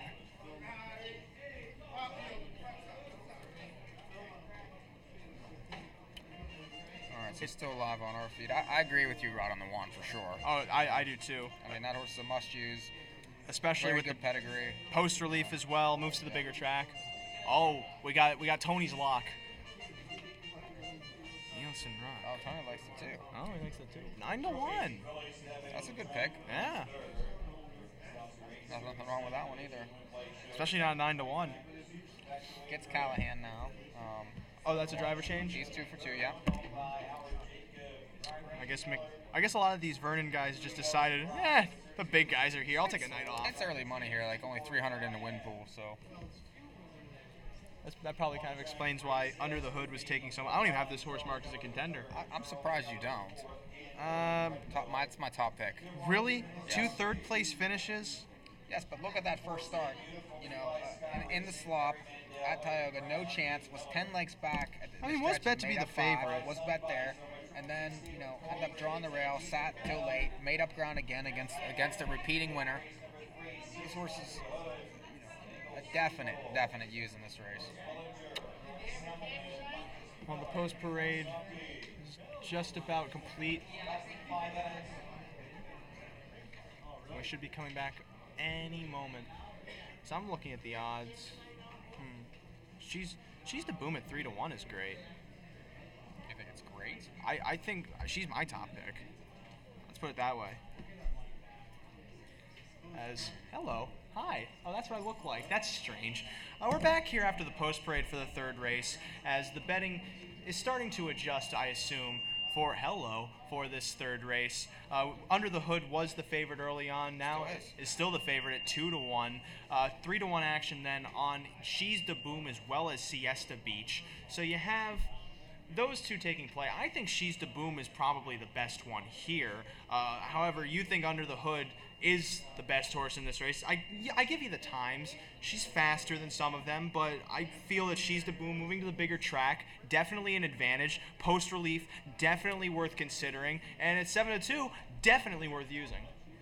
I agree on the 1 being a use. The 6, I like that slop race though. First time out, made up 5 lengths late, and then last time kicked home 28-2. That's an improvement. Third start now.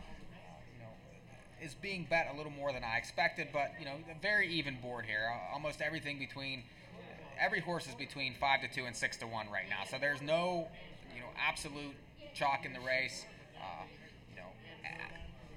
The public thinks that anything can win here. I think it's 156 in some version. We had friend of the show, Tony Lazinski, come by too. He's a fan of the two, Eos and Rock, who I could understand coming off that qualifier in 58-3, sitting in the pocket, winning by 6 lengths there, coming in 29 and change. Much improved from that mile over Batavia, where something just appeared to be wrong from the 7-post. Crawled home there. Maybe does better on the bigger track. Her qualifiers there seem to show that. She's 6-1 on the board, but at the same time, She's to Boom is at 5-1.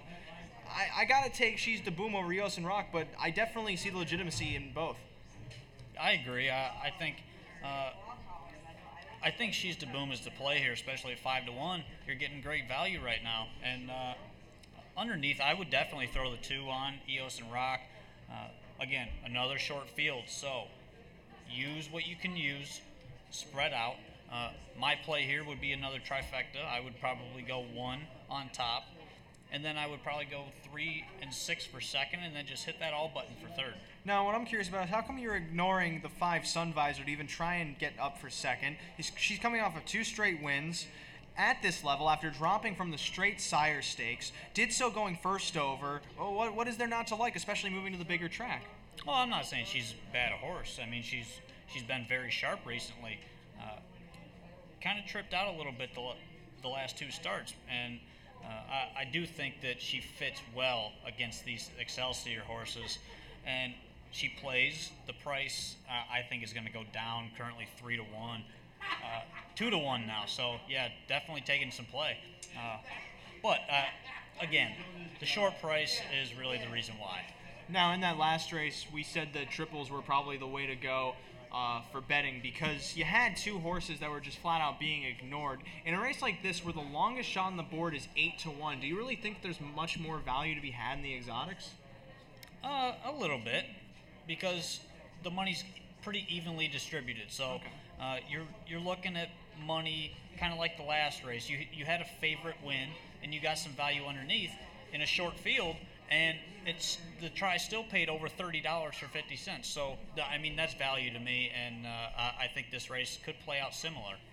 And we see here now favoritism shifting to the 3 Siesta Beach down to 2-1, while Under the Hood is up to be 7-2. Siesta Beach now off of 2 straight second place finishes, mostly on smaller tracks, had the 1 over at Tioga going first over, but has also been the favorite in her last 2 starts.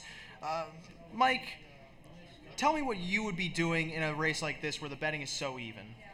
Well, I'm more focused on the 6. I would be betting the 6 to win in place for me, and like I said, I took value from this horse betting pick 3s from the earlier. I think that there's enough value in the win pool here to bet a horse straight. Well, I still find it strange that She's to Boom has been drifting up and up and up and up, and maybe even further as the gate starts rolling into position, or down as I just look over at the odds and see she was 6-1, now up to 7-1, now down to 6-1. Okay, I'm getting confirmation that she's 6-1 right now. I still think that's a great price on her to win, just because she has every excuse to have lost in her last couple of starts. And with that said, they're going to the gate, upstairs to Scott Warren. This is the 3rd from Vernon on Swag Night.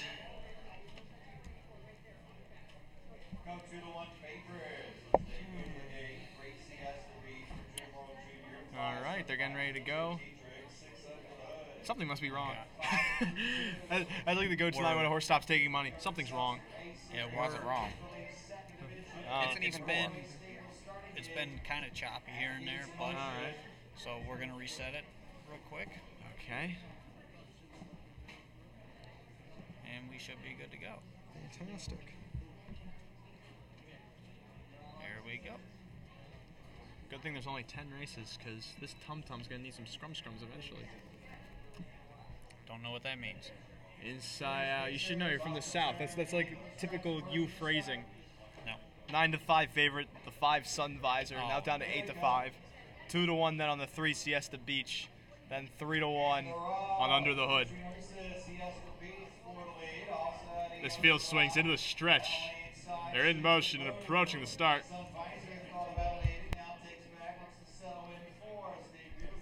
Off and pacing, leaving from the center, Siesta Beach, and they're buffering down that first eighth. Siesta Beach left out with Eos and Rock to the inside. She's the boom towards the rail, then getting away fourth. Sun Visor moving to that first turn ahead of Stay Beautiful fifth, then wide of her.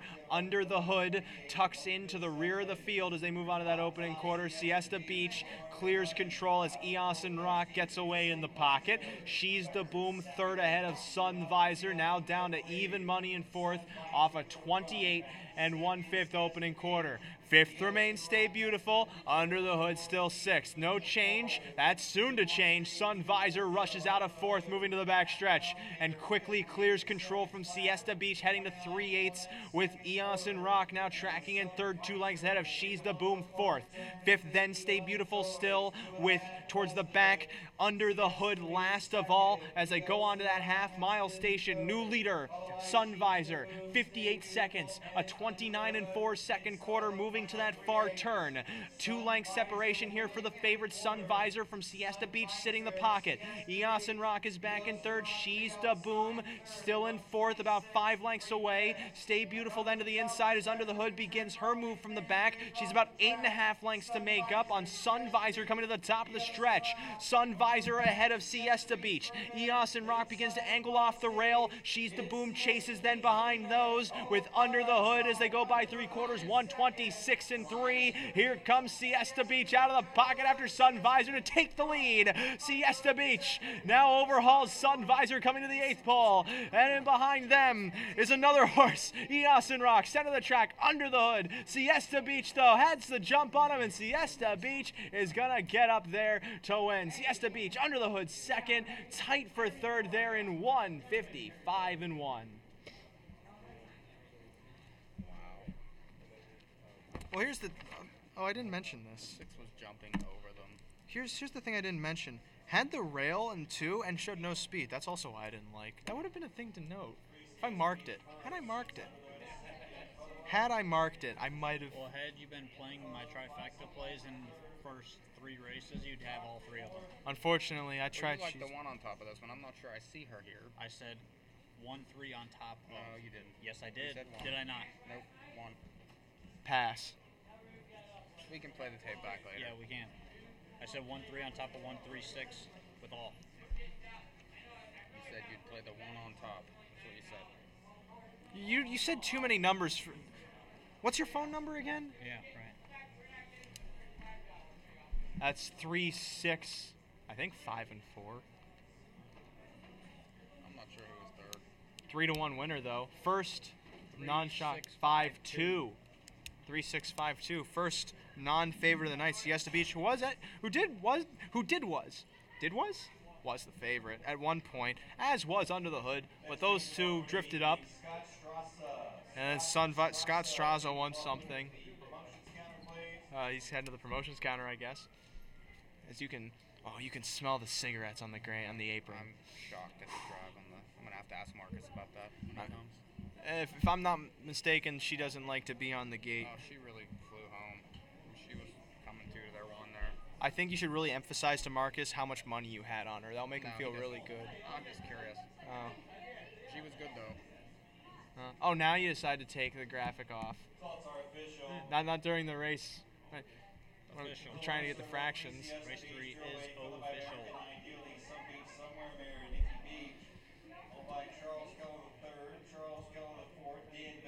Oh, it's a family affair. The third and the fourth. The fifth's on the way. That's the thing about this trainer though. When he ships, he's very good. Brett Biddle, I don't ever see him have horses, but every time I do, they are good. Does that make sense? They're good. Did he trained Bold and Fresh, right? The Oaks winner a couple years ago? Don't remember. 2000. Of course he wouldn't remember. You've been thrown to the track too many times. I give you credit for that. I just seem like I've been thrown to the track, but I just got 6 hours of sleep. And as a millennial boy growing up, I need at least 12 hours. Oh, No. Just to get out of bed. Here we go. You say here we go. I'm just stating the facts. Where are we going? What do you mean where are we going? We're supposed to be getting prices. We got them. Yeah, they've been posted for like 5 minutes. Yeah, but they weren't posted on the feed. Yeah, they were. Now they are. Siesta Beach, $8.10, $4, $2.10. They'll show the people watching. Under the Hood, $3.92, $30. The 5 Sun Visor, $2.10. $2 Exacta, $3.6, $24.60. 50-cent Tri, $3.65, $9 or 18 for one. 10-cent Super, $3.65, $2, $5.42.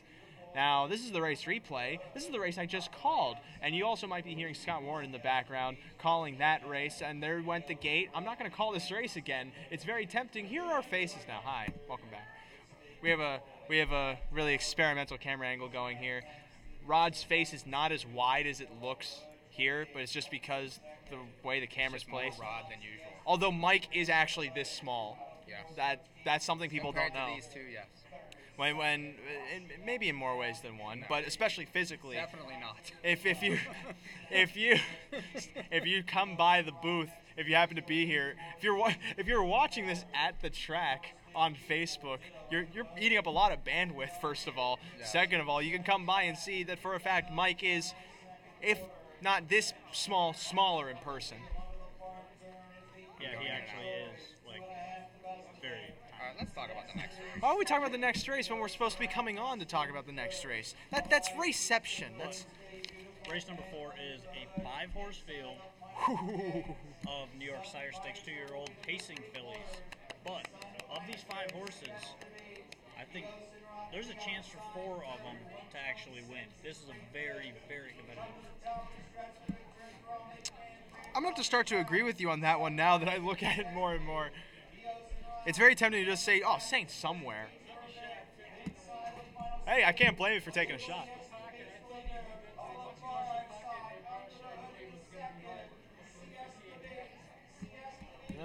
At least the 6 jumping over him, though. I mean,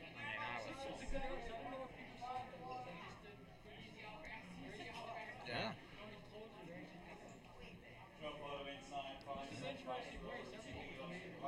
Oh, yeah. Although the 3-horse made a lot of sense. Hindsight, like 3 to 1's okay. It was just my third pick. I didn't know. Just my third. It's almost like a humble brag while at the same time a concession. No, I thought maybe. And speaking of concessions, they're over there. I prefer the 6, obviously. All right. Well, that was the 3rd race. 4th race is coming up, as the 4th will come up after the 3rd most times than not. We saw there Siesta Beach made a big move at the top of the stretch to get by and win 3 to 1. I'll recognize that that's a decent price, but at the time, She's the Boom at 15 to 1 or 8 to 1 going up to 15 to 1 was too much for me to ignore. But you take your losses where you mostly take them, and you take your wins where they give them to you. That's what you told me once, if I'm not mistaken. Right. We move on to the 4th race, though. We kind of slimmed things down a touch.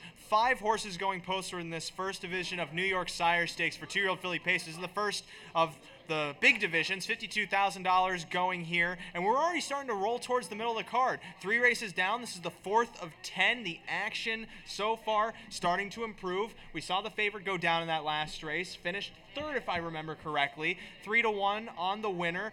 Rod, you were talking on our feed beforehand that there's 5 horses here. You think 4 of them have a chance to win? Yeah, I think this race is wide open. Anybody can win. Anybody can win this race. I think it's wide open, and there's even though it is a short field, I think it's a very highly competitive race. It's really going to depend on trip here. I think the best trip wins the race, whether it be on the front end with slow fractions, the 2-hole, or coming from off the pace with fast fractions up front. I honestly can't give you a way to play this race because it's that wide open. And good thing your mic happened to be on for all of those words you said in their entirety. Mike, for you, in this race, as I posed to Rod, 5 horses, do you find it harder to try and get value? Well, right now, there's very much value on the 4. Oh, okay. There's 14 to 1. That's my top pick in the race. Has won 2 straight, 3 out of 5. Has won the most money so far. I expect the horse to be on the front and should be able to control it. Tetrick has driven this horse before. If that value stays, I don't think you're going to get 13, but you could be the 3rd choice in there. Some of the last race, 3 to 4 to 1. I think that's value. I think the one horse that I'm not a big fan of is none of them. I'm more in agreement with you, Rod. Most of these horses I feel have a chance, as we're getting Next one guy queuing us the 3, and we also see a 5 on the minutes to race post. But that can only mean one thing. Post-parade time is imminent, so we might as well just send it upstairs to Scott Warren. We'll talk more about this 4th race after the post-parade. They've been coming out at 5. Yeah, they've been coming out at 5. Okay. If you say so. Still looking at us though. Yeah, well, no, they just cut back to it. So we're back on our regular feed. This is the one time where they're going to come out at 4. At least that might be the case. I just try to be precautionary because you don't want to be you don't want to be deep into a really philosophical point And a 5-horse race. and get it cut. In general, it's general presentation. And look at they came out at 4. I told you they were going to come out at 4. As soon as I sent it up there for 5, they're coming out for 4. Well, right now you're getting 10 to 1 on the 4. I expected the 3 to take money. Rightfully so. Yeah. I I mean, Joe Holloway with a young horse, you just got to think that horse well, takes yeah, money. but she has that 51 and 3 mile At the Meadowlands. first out. I mean, that was huge. And then got picked off second start, and since then has been perfect. You know, I feel like the 4 can sit the pocket in the race, maybe. I think the 4 is definitely being ignored too, because most of her miles are on that on the half, so she hasn't really been given a chance to race on the bigger track. So everyone's just looking at looking at the times and going, "Oh, these horses are so much better," instead of looking at the class and the actual. Like I said, she's won the most money, so you Yeah. know, I mean, 10 to 1 is definite value here. And even Gia's Surreal is a horse I started looking at more because the one race she missed the board was last out, and she parked the mile over at Batavia. As she draws the rail here again, I can see her hitting the board, and she's what, 23 to 1? Right now. Yeah. But there's no triple in the race. Yes, that is So, that is the one You're caveat. looking at exacta and double. Ooh, exactas might be the way to go here then. Well, maybe double. There are many ways you can go then. I'm going to look at the double. You do that. $400 in the pool currently. I thought you were saying that's how much I was paying. No. Well. The doubles with the 4 are good. We've got about 3 minutes to post here for race number 4, and board is you got 2 horses at even money. I mean, they're betting the 1, which is obvious. I mean, Saint Somewhere or Street Somewhere, however you say that one. Saint Somewhere. Coming off 3 straight wins, and then the 3-0 Tolerance, who's coming off of 2 straight wins after a scratch. So I think the money going on those 2 is justified. And we were talking about how you can try and get a bit more value in this race because the 1 and the 3 definitely do seem like standouts. Now, there's 2 ways you can look at this. You can look at this as it's a 2-horse race between the 1 and the 3, or you can look at it as a potential race to try and get some prices out. And you try and get a horse like the 2, Gia's Surreal, or the 4, So Awesome, or the 5, Hurricane Norricane, and quite frankly, those are your only options outside of Zero Tolerance to Saint Somewhere to complete the exacta, because you need either the 2, 4, or 5 to complete that exacta for it to pay remotely anything. Well, and again, you have double in the race. Oh, there is double, too. If you're interested in a price in this race, then you could either make a win bet on that price horse or try to connect with a double here. I personally like the 1 in race 5, so I feel like there's value in the double there. Right now, there's about $500 in the double pool. The 4-1 double is $250. So that is extreme value to me. And that's considering too that you are a fan of So Awesome. Is 7 to 1 for you even a good price on the win end? That's fine for me. Oh, okay. It's a 5-horse race. This horse definitely has a better than 7 to 1 chance to win it. So it's fair. I feel like the money on the 1 and the 3 are, it's warranted, but I prefer the 4. And these are 2-year-old fillies, so of course they're still trying to get their training wheels off, so to speak. And with Zero Tolerance and Saint Somewhere, the main appeal with them is you look back to their debuts over at the Meadowlands. They paced in 51 and 3 and 51 and 4 respectively, which that speed itself annihilates most of this field. And I definitely think that that's why those 2 are taking the most play. But Rod, do those times necessarily mean that much? Should I really be that swayed by that speed to not try and take a shot against them? I would probably look to play somebody with them. I think they have to be used, and Saint Somewhere, has been first or second every single start of her life, all 4 times. Zero Tolerance has been first or second all 4 of her starts. So Zero Tolerance has the experience, I think. She's been racing at the big track at the Meadowlands, besides her last few starts where she came into New York. But to start her career, she was at the Meadowlands every week, and she's got this big track experience, and I think that's going to play to her advantage a little bit here. I still stand by. Maybe Gia's Surreal is the 2-horse. Is definitely one that could hit the exacta given the right trip. Looking at her last few lines, she's been racing mostly on half-mile tracks. She has that one race over at Tioga where she tried to make that move mid-race and just ended up getting caught at the wire. It all just comes down to positioning a lot of times. Most races come down to trip because in harness racing, it's all trip. It's entirely trip. Horses line up behind each other, and then they line up behind each other again, but in rows, and then they stack up, and you just got to hope you're in the right spot with the right horse. That's how we define trip in this sport at the very least. But 18 to 1, I'm looking at the 3-2 exacta. That's $74. That's appealing to me. And I'm pretty sure that even the 1-3 on that end, or the 1-2 on that end, is probably just as much. So if you're a fan of Saint Somewhere or of Zero Tolerance, then I have to think Gia's Surreal is probably a great horse to use for the exacta. Yeah, I would throw that horse on underneath, and I wouldn't even mind a box. But, wide open race here. You have exacta and the mid-double, the first half of the mid-double, so get in on those. And my top pick here, very slightly, Zero Tolerance. I have to agree with you on that one. I think Zero Tolerance is the standout as the gate rolls into position. Mike, for you? So awesome for me. All right, so awesome for him. This is the 4th race of 10 on Zweig night. Stay tuned for the featured event, but for now, the first division of New York Sire Stakes. Upstairs to Scott Warren with the call.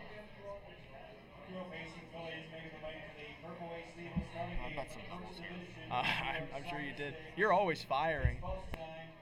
You got to. Well, yeah. But it's like when you're not talking, I know you're betting. Yep, indeed. All right, they're getting ready to line up here. Well, if I'm going to sit here and give my opinion, I should be able to back it up a little bit. I'm not saying you shouldn't. I'm not saying. So. So long as it's your money, it's not my money. As the wings of the gate are open, and the gate goes vroom vroom. Vroom vroom. This is the kind of stuff I can't do on the regular feed, because Jason. That's not what it does. Because Jason Settlemore's watching. He could be watching the regular feed. That's what we can only hope. They're getting ready to line up. 4 to 5, Zero Tolerance, even money, Saint Somewhere. The board says it's these 2, but there are 3 others in the race. Do not forget. Don't mind Scott Warren behind me. I'm calling this race for you. The 4th race. In behind the gate, in motion at the start, and it's away and pacing. Gia's Surreal left out to the inside, now kind of ducks back. Saint Somewhere fires from the rail. Zero Tolerance alongside that one. Those 2 engage to the first turn. Zero Tolerance gradually makes her way to the lead. Saint Somewhere yields to her. Then back third, Gia's Surreal ahead of So Awesome 4th that opening quarter. Capping out the field of 5, Hurricane Norricane 5th and last as I go by the first quarter in 26 and 4/5. Zero Tolerance showed some speed to take the top. Now going to get the pocket. Saint Somewhere angles out to take control to the backstretch. Gia's Surreal stalks them from 3rd. So Awesome then still 4th, about 4 lengths off the new leader. Then Hurricane Norricane last of all in this field of 5. That means she's 5th when you really think about it. They go to the half.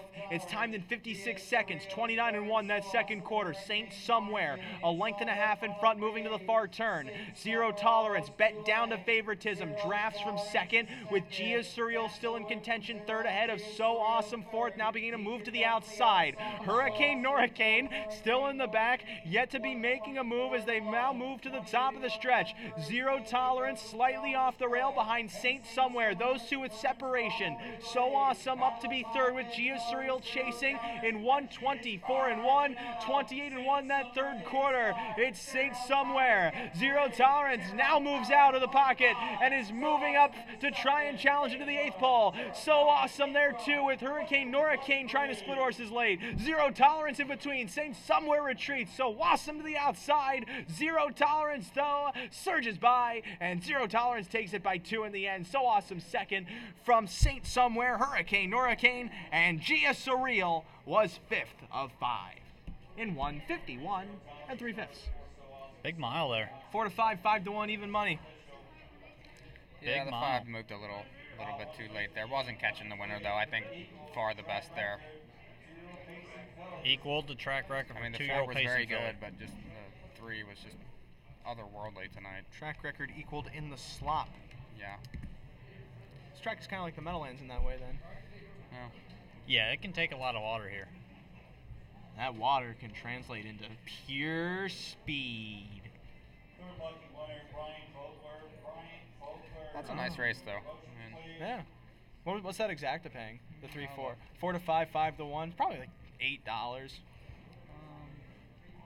checking. 3-4 is 15 for 2.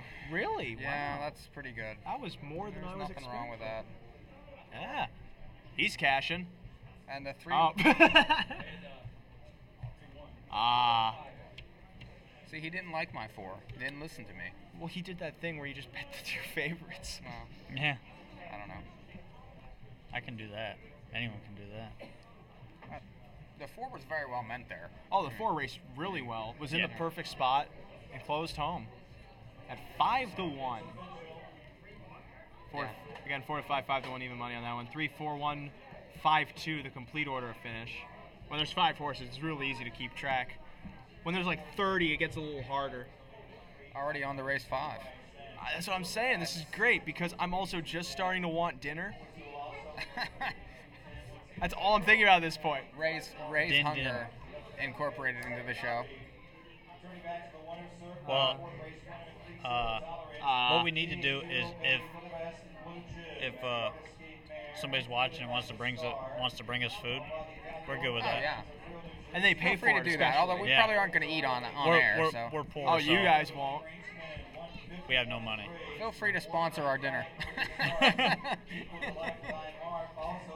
We have crew looking out Yes, to keep an check eye the on the battery camera. on the camera. Keep an eye on that. We've had that problem before.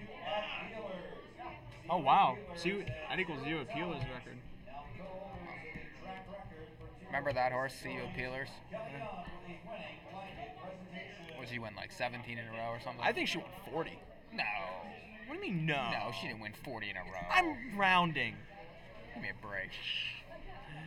I talked to Joe Holloway earlier this week because one of his fillies, Rainbow Room, hasn't been racing, and we reported on Standardbred Canada. You can bring up prices too because they should be coming momentarily.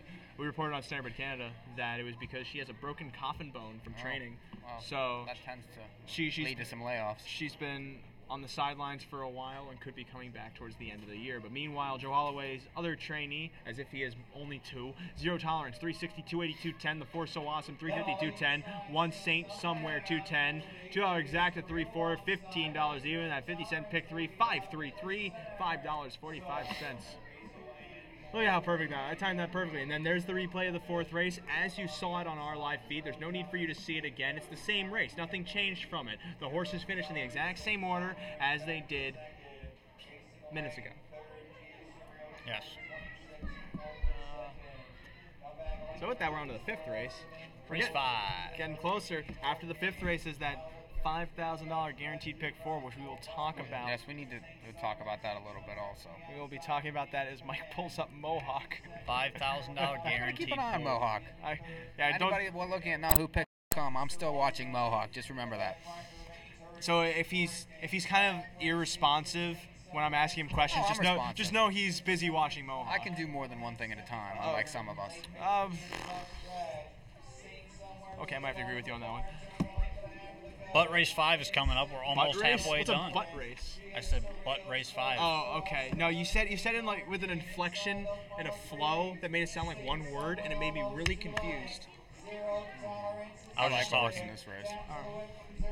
Oh, I thought, So- you're still talking about Mohawk? No. Oh, Ra- okay. Race 5 is coming up. 7-horse field here. An Excelsior A, again, for 2-year-old Payson fillies. $15,000 purse. And There's 7 horses, which means I said that. you got a 1, I didn't see. There's no 2, changes here, right? a 3, No changes. Sears. 5, a 6, and a 7. Let's see who's driving here. Wait, is there a driver change? I think there is. I didn't. Yes. So Sears on the 2. Oh, right, because all the Vernon guys just couldn't. Yeah, that's a pretty good. That was a good exacta. Yeah. That was a good exacta there. Yeah. Pretty good race. Yeah. Here come the Lozinskis. They're on to their next bet. Yes, they fire too. Yeah. He's still trying to figure that race out.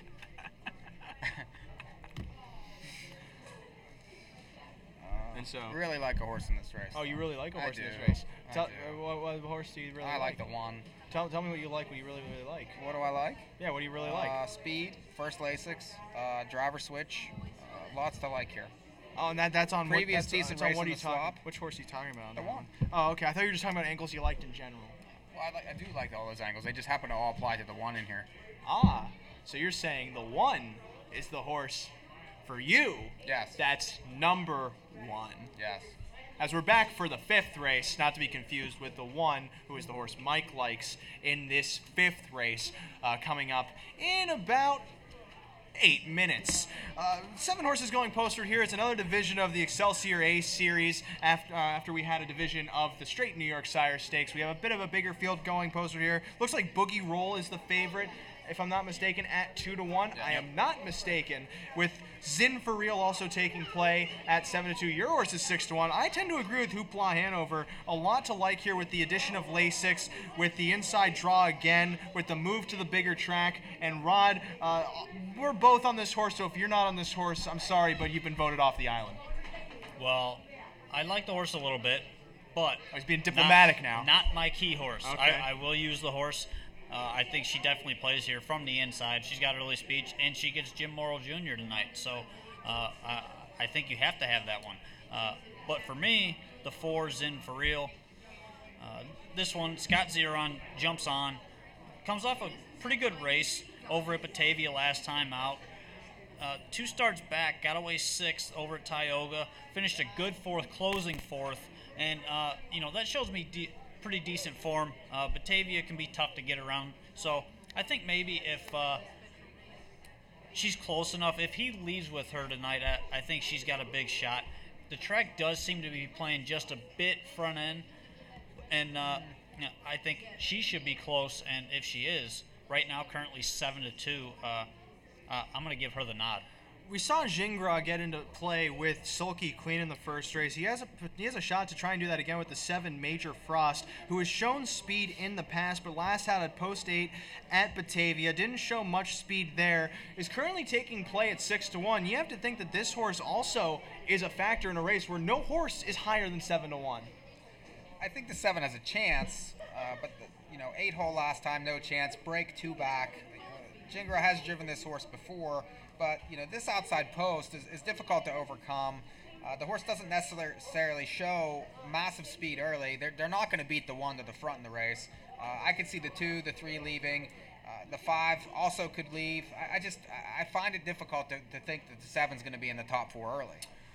Even though from the 8-hole 3 starts back, she was able to get away 3rd? But you have a lot of horses inside of her that are going to leave that are faster than she is early. Of course. Yes. They all add up at a Yes. certain point. Indeed.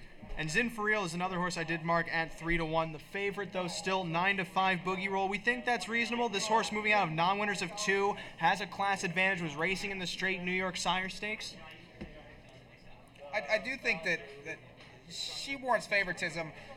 3 back, that was a huge mile. Kicked home 27-3, to win. Then got stuck with a 7-hole at Yonkers, no chance. Then went to Pocono and, got picked off late on the front end.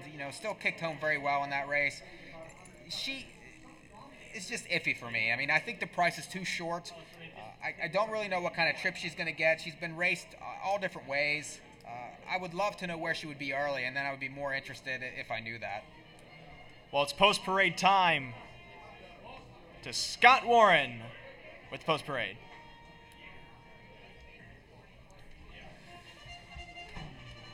Are we off? And yet, on our feed. Well, no, we're live. You can tell we're live on our feed because I just made a big shift in shifts. So are you playing Bugle now also? You're calling races, playing Bugle and handicapping? I'm a triple threat. Huge. Did you list 4 things? Please tell me you listed 4 things. No. Oh, then I got that right. Yes. The Quite a few Bugler hunchbacks at the track is now outside because the rain has stopped. You mean the recording? No, the rain has stopped. The Yes, Bugler it has. is now playing. He didn't play the first couple. There's a bugler here? Yeah. Yes, he just came. Did you not see him come in? No? He'll be walking in very soon. You see, it's really hard when I have not eaten since 2 p.m. Oh, here we go. and I only got 6 hours of sleep on a Thursday night in 2018 on a rainy night. That's the post parade. Although it's still going on our feed. We'll catch the rest of the horses here as we are getting ready to come back. And hi. Hey, hi. Hello. Welcome back. I keep getting distracted by my own face, but pardon my millennial narcissism. It just comes with the generation. We're getting ready for the 5th race of 10. Of course, I do want to note after this race, the 6th starts the $5,000 guaranteed pick 4. We'll be talking more about that when that race approaches. We have tickets prepared to discuss as well as give out, and among many other things we could possibly do with them for that 6th race. But we're on to the 5th race. We touched on it a bit. We talked about the horses we thought were decent prices. Hoopla Hanover is 13-1 at the moment, with Boogie Roll now back up to 2-1 favoritism after the 6th. Joe's Girl was bet down a touch.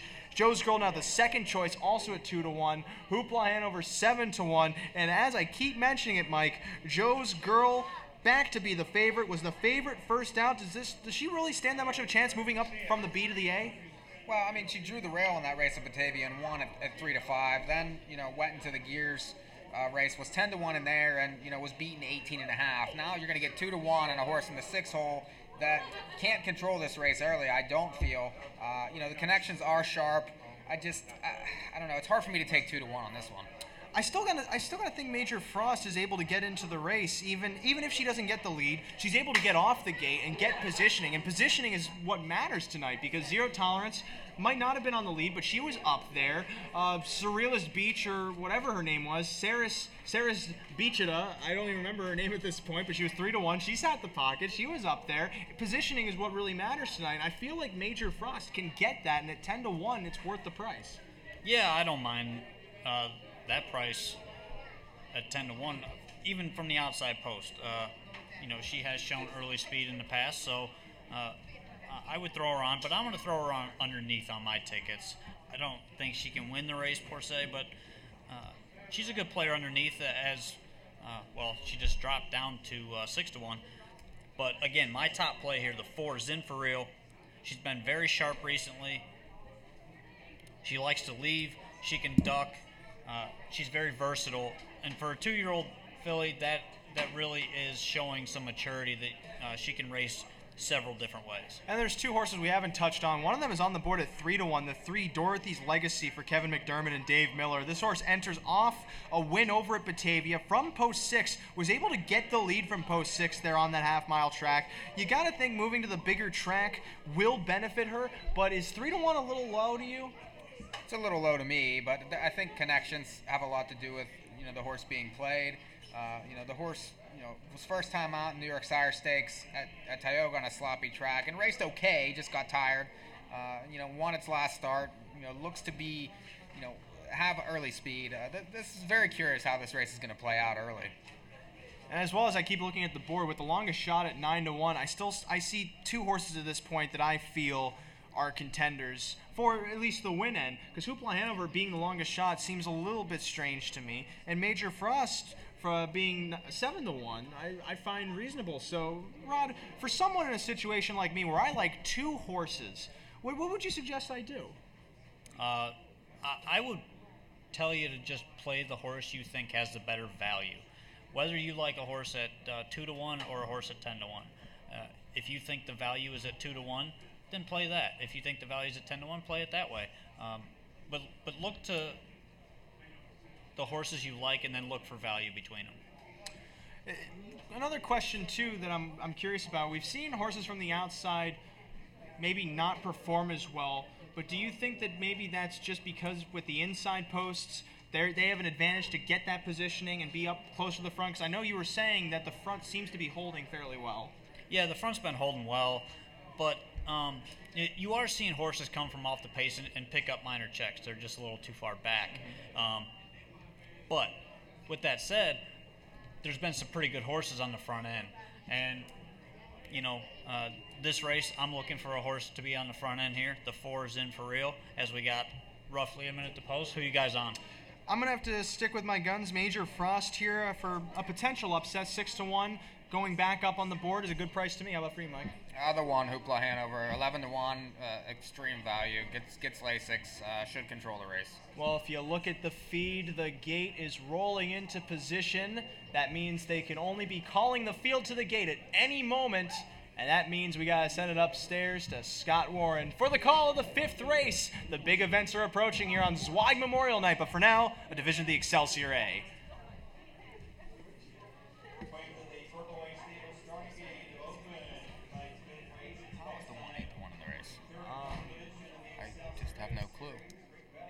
Quit on the lead the last 2. That's all I could gauge. Though. I mean, I love that 3-back line.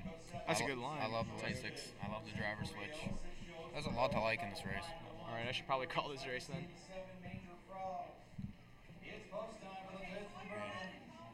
We're getting ready to go. They're bad drivers. That's what's going on here. Yeah. That's they're not betting Sears. They might not have caught it. Exactly. That's a switch. All right. Field is in position, lining up behind the gate, swinging into the stretch, circling into the lane. We're approaching the start.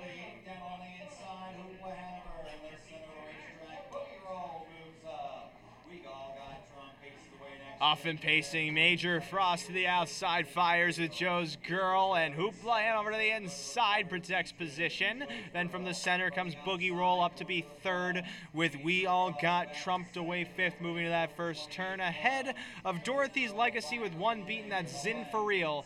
In the back of the pack, moving into the first turn, Major Frost leads the way as Joe's Girl moves up to challenge. Back 3rd, Boogie Roll ahead of Hoopla Hanover, 3 lengths away 4th, 28-1, the opening quarter. 5th still, We All Got Trumped. Dorothy's Legacy remains 6th with Zin for Real last of all as Joe's Girl's the new leader to the backstretch. Major Frost occupies the pocket. Favorite Boogie Roll sits off the pace 3rd, 2.5 lengths away. It's a gap then of 3.5 to 4 as Hoopla Hanover paces in 4th ahead of We All Got Trumped 5th. Still then 6th, Dorothy's Legacy. And then to the outside, Zin for Real looking to catch cover through a 57 3/2, 29-2 that second quarter. Moving to the far turn, Joe's Girl leads by a length and 3/4. Major Frost tightens in the pocket. Boogie Roll given hair cue now, moves to the outside, gives cover to Dorothy's Legacy coming to 3/4. Hoopla Hanover shuffled back to 5th then ahead of We All Got Trumped and Zin for Real to the outside as they come to the top of the stretch. Boogie Roll sticks a neck in front. Joe's Girl fights onto the inside. Major Frost begins to angle off the rail. Dorothy's Legacy gaps cover off 3/4 in 1:26 3/5 into the lane. Boogie Roll outside with the advantage. Joe's Girl to the inside, drops back. Major Frost in pursuit with Dorothy's Legacy towards the center of the track, now ducking in. They're all chasing Boogie Roll to the line, though. Boogie Roll at even money's gonna deliver as Major Frost catches 2nd, ahead of Joe's Girl with Zin for Real 4th in 1:54-1. Did I say Zin for Real? I meant Hoopla Hanover. I was right about the 7, but was 2nd to the favorite. Had to beat the favorite. 7 was good. 1 didn't get the trip I envisioned. I'm not really sure what. What trip did you envision on that one? A little closer to the pace, I think. Do you think the horse was chasing or just kind of put there? I don't know. I didn't really like the drive, but whatever. That's Well, all right. top 3 horses around the racetrack finish 1, 2, 3. Yeah. I was right then to think Major Frost could get there at 8-1. No, that was a good pick there, and you know, the leaving early, you know, the one I thought would be in the spot that the 7 was, but you know, Yeah, I'm not obviously- real sure what happened with the 4 there, why he ducked to last. But Yeah, I mean that made a big difference too, obviously. yeah, you have no chance from the back tonight. No. She could have it's- just it's got difficult. scared. She could have got scared. No. So What do you mean? She's a filly. She's a little filly, a little baby filly. You've driven baby fillies before. They get rambunctious. Sometimes They do. they need their pelling pacifiers just to calm them down. What? No. I assume that a pelling pacifier is just like a regular pacifier, but for horses. Yeah, it's not. Oh, it's not. What does it do? all right, pick 4. Let's go. It's like bug eyes. Oh. Think of bug eyes. All right. Well, we might as well give out. If you're watching on the live feed, I'm just gonna list my pick 4 ticket, and we're gonna talk more about it as the 6th race comes up. So my pick 4 for 50 cents is as follows. It's a $5,000 guaranteed pool. 3-4 with 2-4-5 with 6 with 2, 3, 4, 6, and 8. That's $15 for 50 cents. Rod, what do you got? 1, 3, 4 with 4, 5, 7 with 4, 6 with 6, 8. It's $18 for 50 cents. We'll get Mike's momentarily. He's currently getting harassed by a fan. Of course, Mike has all the fans of the group. Although at the Hambletonian, one guy said I was the kid that does the commercial from his basement. Yeah. And the one thing I thought is, we want me to do it from my living room? And if you watched the show, you heard me say those exact words, and I'm just appearing as much of a hack as I am in reality. Whoop! So we wait for the 6th race. Oh, you're getting a nice whiff of horse now, coming in from the track. A lot of people coming Got in some here. air flowing now. Yeah, which is A little bit great. of a breeze. Reminds me of going to the Harrisburg horse sale. As a little boy, when I was little boy, I go to the race sale where horses go clop clop. That's the sound they make, right? That's the sound they make. What's your pick 4 ticket? Well, it's listed on NAHUpicks.com. Of course it is. However, I was 1, 2, 3 in the first leg of race 6. Even though I know the 4 has a big chance to win, I'm trying to get value to start the pick 4. 4 deep in the second race, 2, 3, 4, 5 there. I think there's some value there, especially in the morning line. My top pick's the 2. I think 4 and the 5 have definite chances to win there, and I threw the 3 on just in case. The horse should trip out. Third leg, I'm just 4-6. I'm not, getting crazy trying to beat Plunge Blue Chip, but I think that Basquiat has a puncher's chance in the race, given a trip, especially if Jingra, the way he's been leaving tonight with everything, has an interesting chance late in that one. And then I'm 4 deep in the last. The 4 Fashion Woodchopper, although the way the track is played necessarily might not have a huge chance. The 6-pack, Metal, my top pick, and then I'm throwing the 5 on Alarm Detector just because I always use him, and I refuse to let him beat me in this race for a big pick 4. All right, that's great. Now you have to use all of those words verbatim when we go back on the live feed. Fine. Okay. As the replay is going, we didn't give prices. I can give prices right now for that. I popped them up there. You popped them up, but what about for our Right, blind popped them crowd? up. So we're headed to the second half here already Yeah. at 7:49 p.m. Eastern Daylight Time. We are moving on. As soon as this replay is done, we're going to jump right in to analysis for this pick 4. And we all gave our tickets, we gave our numbers, but we're going to talk about it quickly. And what do we have? 11 minutes to post. And they're coming come out at with 2? Yeah. Okay, so we can talk about the entire season before then. Yeah, he said they'd be coming out a little later, so Yeah. So we as I will continue have to some watch time, but Analog get your in pick between. 4 bets in. Make sure you get your pick 4 bets in. Yes. Make sure the kids are tucked I into feel like I bed. should get up and bet it. It's a 50-cent minimum, Make- 5,000 guarantee. Make sure the skillet's heated to a medium heat and greased with your choice of olive oil or butter. Canola oil is a good Right. substitute. And Ray's basically going to repeat everything I just said. He does that What? sometimes. This is me punching my pick 4. Less violent than I was expecting. Horse players like to use the term punch. I think it's just because they like to come off tougher than they actually are. Is that right? I think so. Like I don't punch a pick 4. I tap it at most. I tap in a pick 4. You probably beat it more than anything. Check, please. Yeah. We're getting ready. All right. We're getting ready for pick 4 analysis. Stupid fly.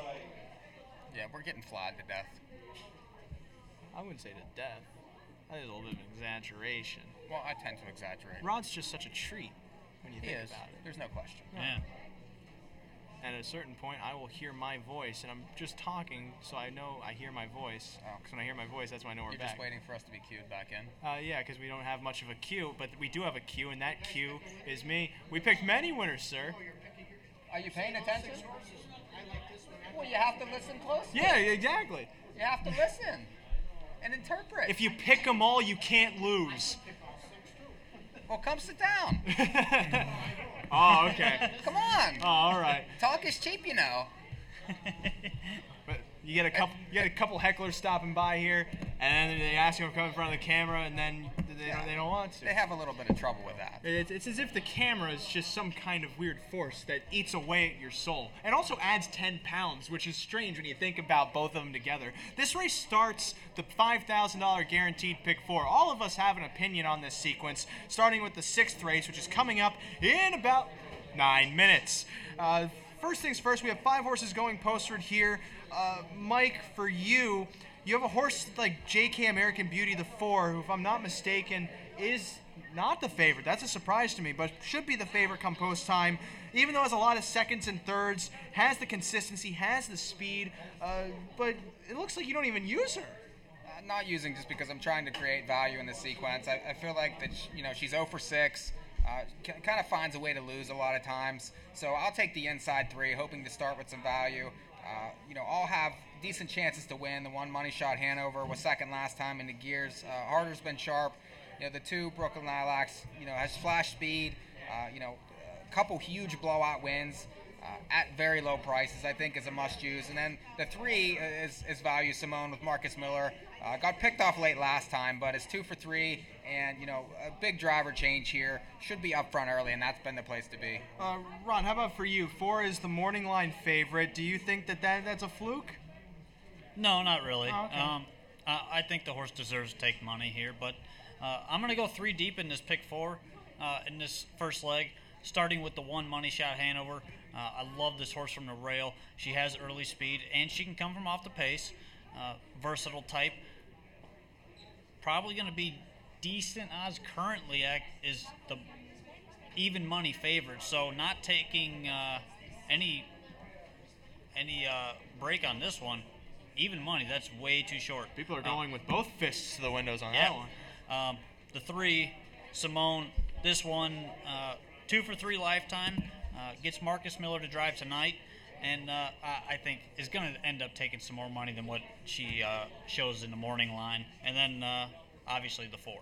I'm surprised to see Brooklyn Lilacs is 7-5 right now. I'm 2 deep here with the 3 Simone and the 4 JK American Beauty. I think the race is between those 2, considering they also like to race towards the front. And I think Simone's probably the value of the race as well, at least morning line wise. The fact that JK American Beauty is currently 9-1, I don't think will stand. But the betting's early, and it will probably stabilize more as post time approaches. Second leg of the pick 4 is the 7th race. We talked about this in the pregame show. The Zweig Consolation, $80,000 purse. We went through some of our main contenders here, and Mike, how deep do you go? 4 deep. Top pick, the 2 Vosvolo. We said woke up last time, draws inside. Probably needs to be a little bit closer early, but I really think has a chance against these types. I'm going to throw in the 3 just to see if she trips out. Or he trips out. The 4 Mississippi Storm is obvious. After that second tier race last time at the Meadowlands, has danced some dances. And then the 5 Zephyr Kronos gets Yannick. Will be bet. I would expect him to be up front early.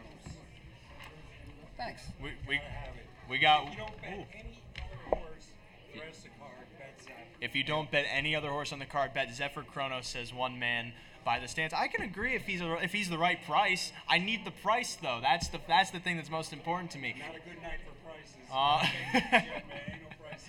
I came close with the price in that last race. Major Frost 8-1, but had to get by the even money favorite. The odds were not on my side. Maybe. Playing the exact, I'm taking it.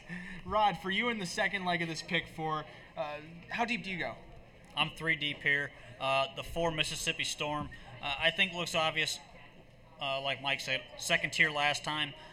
Just got into a bad spot. The 5 Zephyr Chronos, Yannick Gingras jumps on after basically galloping for an entire mile last time out.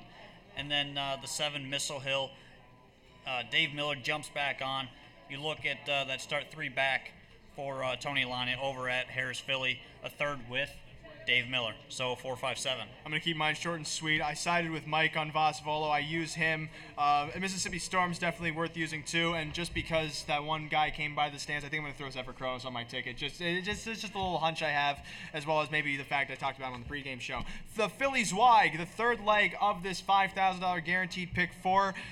I single plunge blue chip. I'm not going to try and get creative. I'm going to try and use this race as a lock so I can try and go deeper in the race. I think will pay, which is the Zweig final, but both of you try to take a chance with plunge blue chip and one other. Mike, you like Basquiat? Basquiat, must use with Yannick, could get a trip, just has a chance to upset the favorite.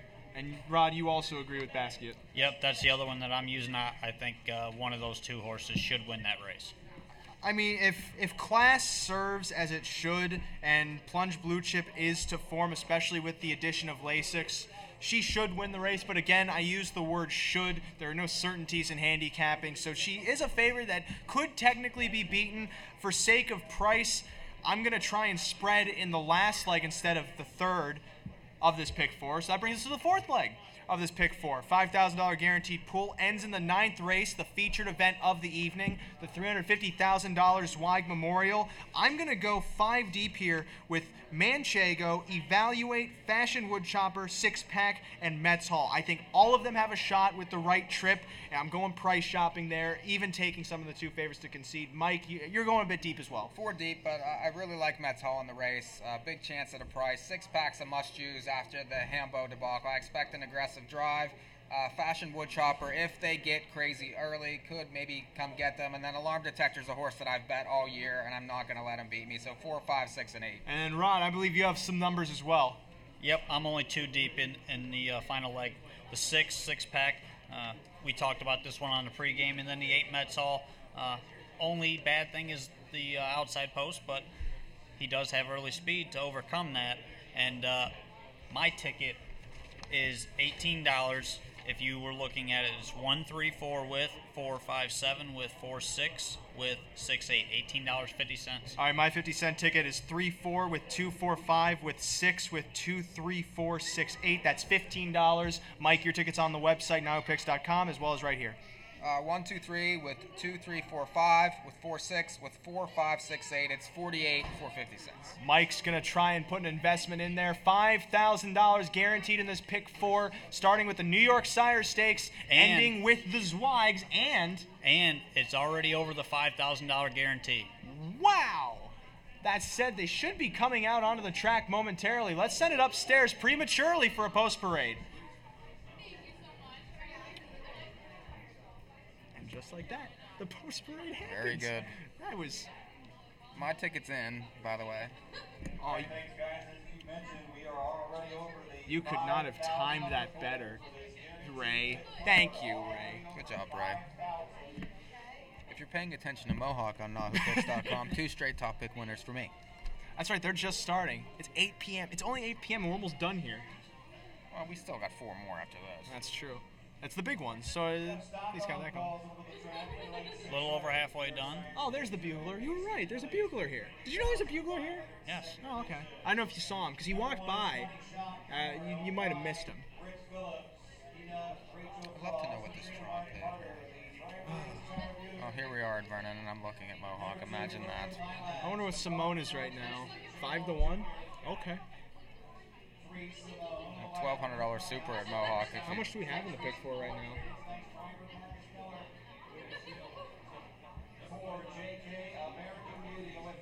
5,700. All right. That's a huge exacta there. It's over 6 now. Oh, wow. That's behind. 6 minutes under post time. Reminder, guaranteed pick 4. It's already over the guaranteed pull and climbing.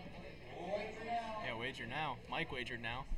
He certainly did. I'm seeing my face, and I'm hearing I'm hearing my face too. That means we're back. As Scott said, the pick 4 is already over the guaranteed pool, and it's climbing. It was over 5,000. It's approaching over 6,000 right now as post time approaches for the start of this pick 4.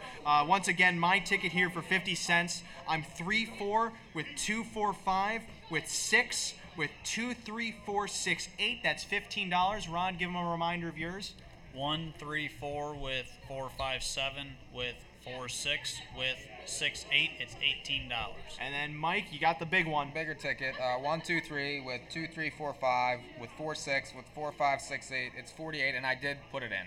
Mike has the behemoth of pick 4 tickets. That's probably the reason why the pick 4 pool is able to go over the $5,000 carryover. If I'm going to be, I always a bit contribute. honest. Yeah, of course you do, and you got the opinion worth contributing. They're getting ready to go to gate, and by getting ready to go to gate, I mean they're scoring down. The words just came out of my mouth, and I let them go away as they did there. They're scoring on the track. Simone is the horse I was somewhat interested in here, and she's 5-2, and she's one of 2 horses I use this pick for. The other being the 4, JK American Beauty, who I'm still confused is not even close to the favorite. She's 5-1 right now. I'm starting to think that that's value. A little bit. You know, the board is wide open, I think, here. The 2 Brooklyn Lilacs being the favorite, I don't really like that. But, again, for me, I'm 1-3-4 here in the pick 4. Simone, I expected her to take money, not that much money. You know, 5-2 is a little field, short though. on the price Short for field, me. Rod. You know, What's that? Short field. It's a short field. Yeah, it is a short field, but I just didn't expect her to be that short of a price. I thought maybe closer to 9-2 or 5-1 on her. But my top choice here is the 4 JK American Beauty.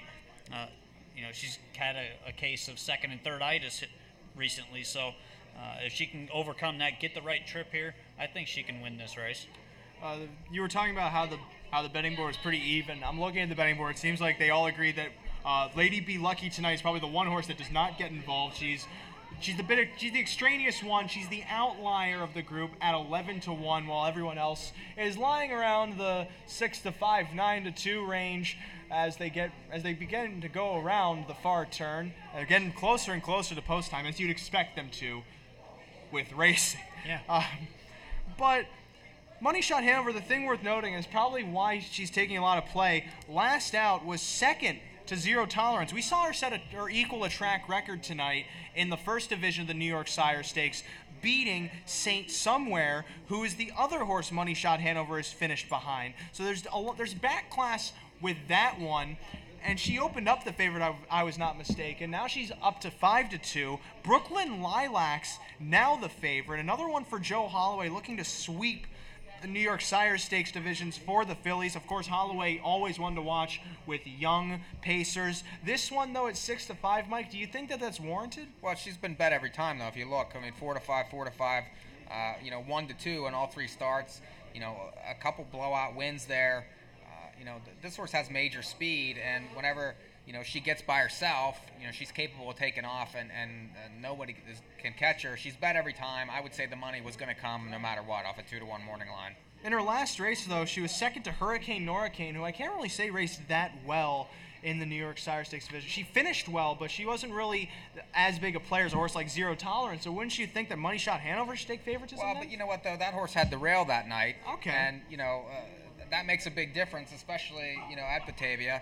I don't fault this horse for that race. Okay. Losing to a horse that had the rail and controlled the race, I don't really think that that's a detriment by any means.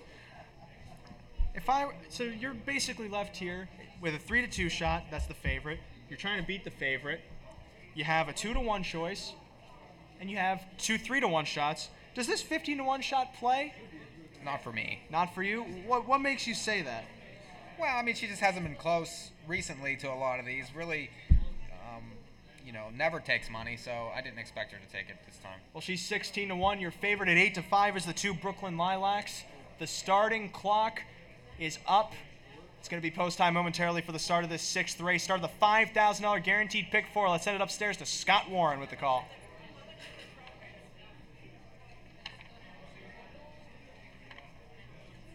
I think they put it up prematurely. You probably did. Yeah.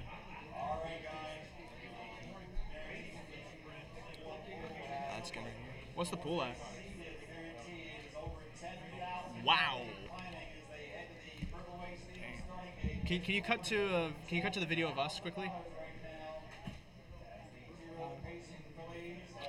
Hey Vernon, you're welcome.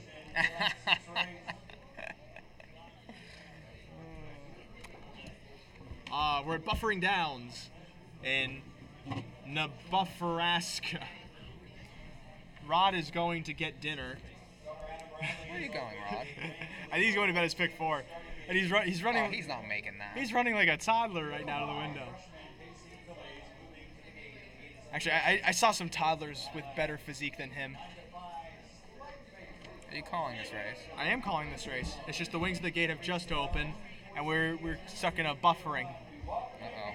Although your feed is working just fine, I think that we're overloading the hotspot right now. Well, I don't see how. I can't have 2 video feeds running. It's a lot. It's a lot of bandwidth. But we're going now. They're behind the gate and moving up for the 6th race. It's buffering. Did you get shut out? What's the matter? They're at the start and they're off. From the center, JK American Beauty leaves out for the top. Simone leaves out for the pocket. Money Shot Hanover then gets away 3rd ahead of Brooklyn Lilacs 4th. And it's back to Lady Be Lucky Tonight. That completes the 5 of them moving to the first turn. JK American Beauty ahead of Simone by a length and a quarter. Back 3rd now, the favorite. Money Shot Hanover bet down to be the favorite. Off of first quarter in 28 seconds flat moving to the back stretch. 4th away, Brooklyn Lilacs. Lady Be a Luck Tonight is 5th of 5, so we can say she's last as they move to the half mile into the backside.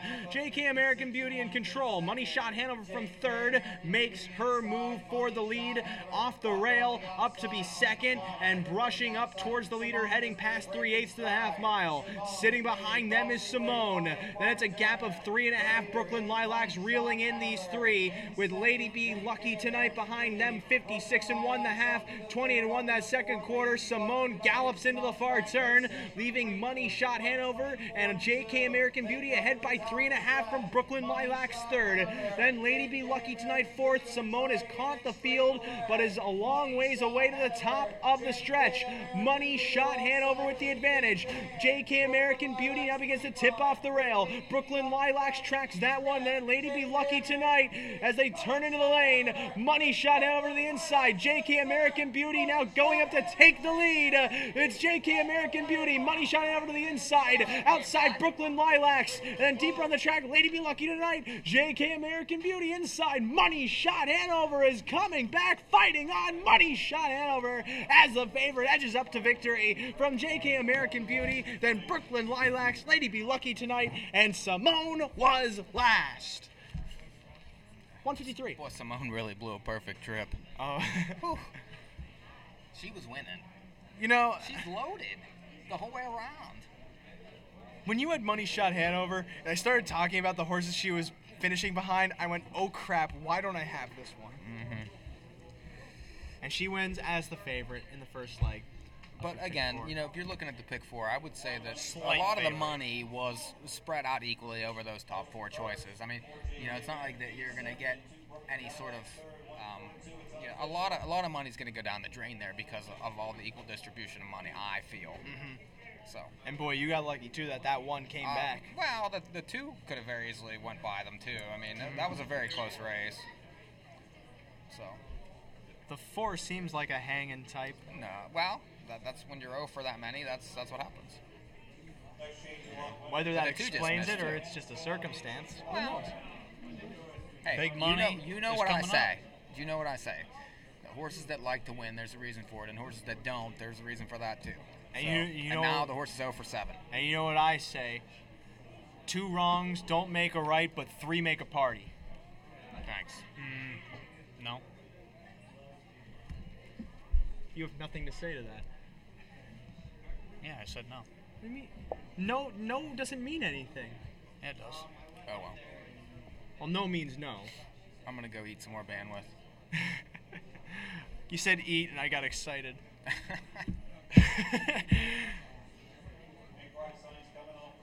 Ever since we had Taco Bell this afternoon for lunch, Yes. and then I had the one Pop-Tart at 2 p.m. Kind of a poor choice if you ask me. But I thought it was a great choice. That was some of the best food I've had in a while. is that right? Yeah. Well, That's not to say anything about my home cooking. It's just I was really craving Taco Bell. okay then. Although that might be the equivalent of saying sometimes I do like to go eat out of the back of a dumpster. And we had Taco Bell right on the straws of sponsoring us, and we ripped them away. Okay then. Well, we're moving on. We got 4 races left here. And 3 of them are the big ones, Right. each bigger than the last. We're working our way up. So we're waiting for prices. Alive and pick force. Some of us. Some of us. I think it's one of us. I'm Rod live. is too. Oh, Rod is. well, I'm about to tweet something else out. you guys are gonna miss the last leg. That's where it's gonna get you. Evaluate's gonna win by 30. Oh please. 1, 4, 2 in the top 4. The top 5, 1, 4, 2, 6, and 3. It's official, according Finally. to Scott Warren. How much did the pool get to? It's high. 11,597. That's great to double the guarantee.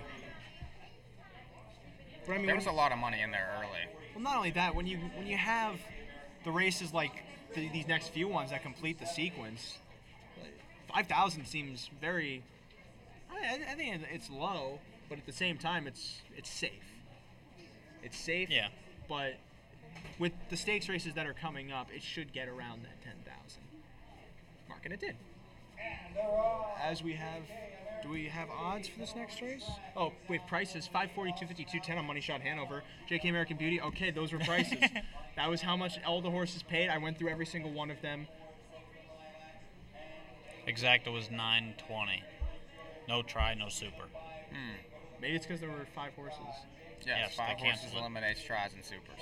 I remember a long time ago, Mountaineer had 4 horses, and they still allowed Superfecta retrain. Doesn't make any sense to me. That kind of stuff doesn't happen at harness tracks. We got better judgment. Ow, that actually started to hurt. The winner of race 7. I would play the 2. We're gonna give you all different horses. Is that okay? Okay. The 4. 5. There you go. Wait, not in that order. His opinion isn't the best one. Says who? Who said it? Who's the one that said it? Right now I'm giving you 36 to 1 shots. We're due for a price. Come on. You gotta stretch it out. You gotta stretch it out. Stretching out on the light feed. Yeah, don't. Oh my God. You can tell when the show gets to be too long because then Ray starts to go off on these tangents. And It's not that. It's because We're waiting on this replay. I fell asleep at around 3 a.m. on what was Friday, and I woke up at 9 a.m. on what was Friday, to add up to a total of 6 hours of sleep. oh, here we go again. For a growing Must be boy, nice. for a growing boy like me, who needs to sleep at least 15 hours just to even feel alive. It's right now 1 to 2 on the 5. That's we knew she'd be bet. Maybe not quite that much. Not only that, he's a she now, Yeah. based on what you said. Right. Okay. As we should be coming up here momentarily.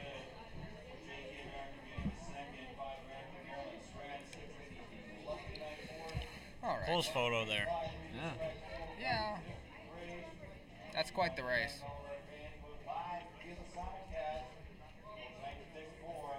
That's a lot of pick 4 monies. 12,000 in that pick 4. Fantastic. 12.5. Wow. Maybe they should have went to 10 in the guarantee. Oh, and then they would have gotten 50. They might have. You don't know. That's right. You don't Big know. pick 4 pool there. Big pick 4 pool, certainly. And if you can get a price in some of these next few legs, that means one big payoff. Well, we're off to a decent start, I think. With an 8 to 5 shot? Well, with Yeah, why not? we're still alive. 8 to 5 shot starting that pick 4 in the first race. Mike and Rod both live in the tickets they gave you. Unfortunately, Living just so happens not to be my best talent when it comes to pick 4s. My ticket is dead, out, gonzo, goodbyes. But I'm going to stick around here for the next few races. There's still money to be had if you're out of the sequence, or if you're alive in the sequence, there's definitely money to be had if you can snag a price in some of these next few races. These are the big ones, and they're going to get increasingly bigger with each one. We start with this wide consolation. 3-year-old open for $80,000. You got a field of 9 going postward with an entry of the 1 in the 1A, Tito and Lindsay's Pride, an entry for the Irv Miller stable. And I was looking at the board. Zephyr Chronos currently taking a ton of play. Now odds-on favorite at exactly, what am I looking at? 1 to 2. I was correct. I was going to say 1 to 2, and that would have been a correct inclination. How much of that do you think is off the driver change, Mike? Well, I mean, this horse, the morning line was off. We talked about that. This horse, broke in the Hambo limb, but was racing well at top levels. I mean, was third into the Dancer final. That plays very well in this race. Connections are top notch. The horse has won 4 out of 10.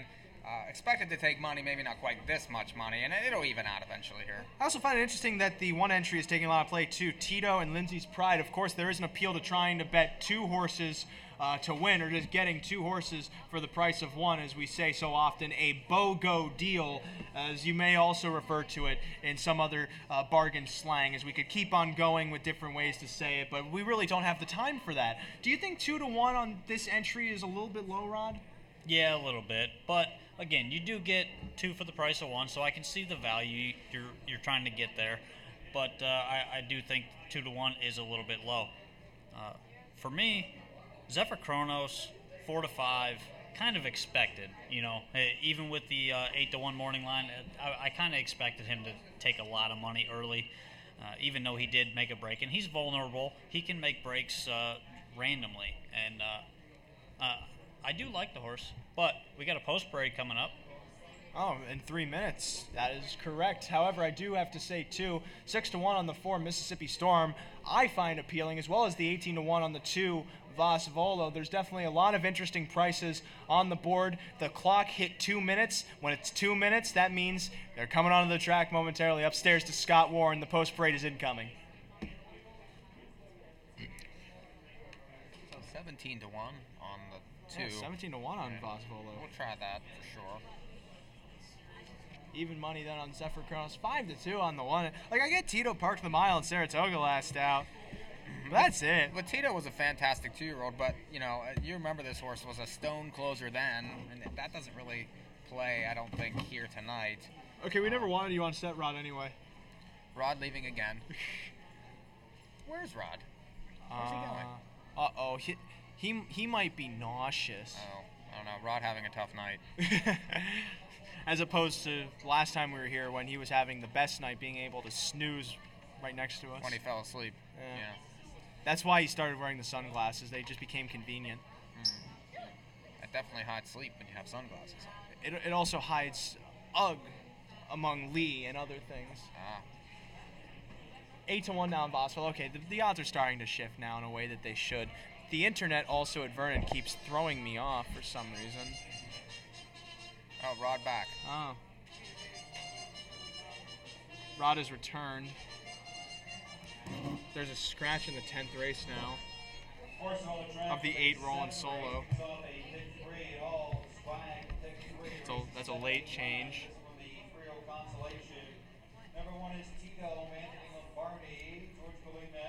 Again, the 8 Roland Solo. You need to click the pen in order for it to work. Roland Solo scratched out of the 10th race. Got a special guest coming on here shortly. Scotty D. Domenico. Oh, nice. Excellent. Do you have a horse in today? Huh? He had horses in today. He had one in earlier that raced pretty well. Oh yeah, that's right. That was wasn't that the horse that won?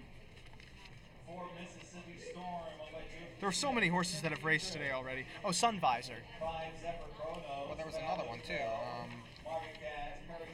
You have it in your program. Like So Awesome was excellent. Oh, So Awesome was his? Yeah. Oh. I thought that horse was excellent tonight. Joe's Girl was good. All his horses have been good. Oh, okay. When's he supposed to be coming by? He'll be on shortly. Oh, okay. Rod pulling the interview card finally. It only took him 7 races. Well, to be fair, our other ones flaked. Well, it was pouring down rain earlier. Nobody wanted to walk across. You got to walk outside. I get it. All right. Any value here in this pick 3? I think a lot of value. I think actually. that there's a lot more value in this pick 3 than some of the other ones we've seen tonight. Only a few minutes to post for race number 7. And you're going to end that sentence there after leaving it in such air that there was going to be more words to be said. Yeah, I do what I want. You do incorrectly. Okay. Then. That's fine. But we got handicapping to do here. There is a pick 3, 50-cent pick 3 in this race. Mm-hmm. If you're out of the pick 4 like Ray is, then you can go ahead and play this pick 3 to get back. So with that, looking at the odds board here, I do like seeing that Zephyr Kronos has gone up just a hair. He's still taking a bunch of money, 6-5 currently, but he deserves to take some play here. And again, he's my top pick with Yannick Gingras driving. If he goes up any further, he'll have to upgrade from a hair to a whisker, but that's only if you ask me. In terms of pick 3s, I'd probably just try again with the horses I already had in the pick 4. So the 2, 4, 5 in this race, Plunge Blue Chip in the next, and the 2, 3, 4, 6, 8 in the last. So that would be what, 150 times 5. What's 150 times 5? Quick math. Quick. $7.50. Go. Okay, $7.50. That's Rod. Well, I should have given it to you, Mike. Mike's the calculator here. Right. And I did not follow through on that one, among other things. But that was probably how I'd play the pick 3. $7.50 for a chance to get a decent price, although the fact that I'm taking Plunge Blue Chip doesn't necessarily provide Almost too much value. Makes it a double. Yeah, basically makes it into a daily double. But if you want to double that in that basket, I wouldn't argue that at all.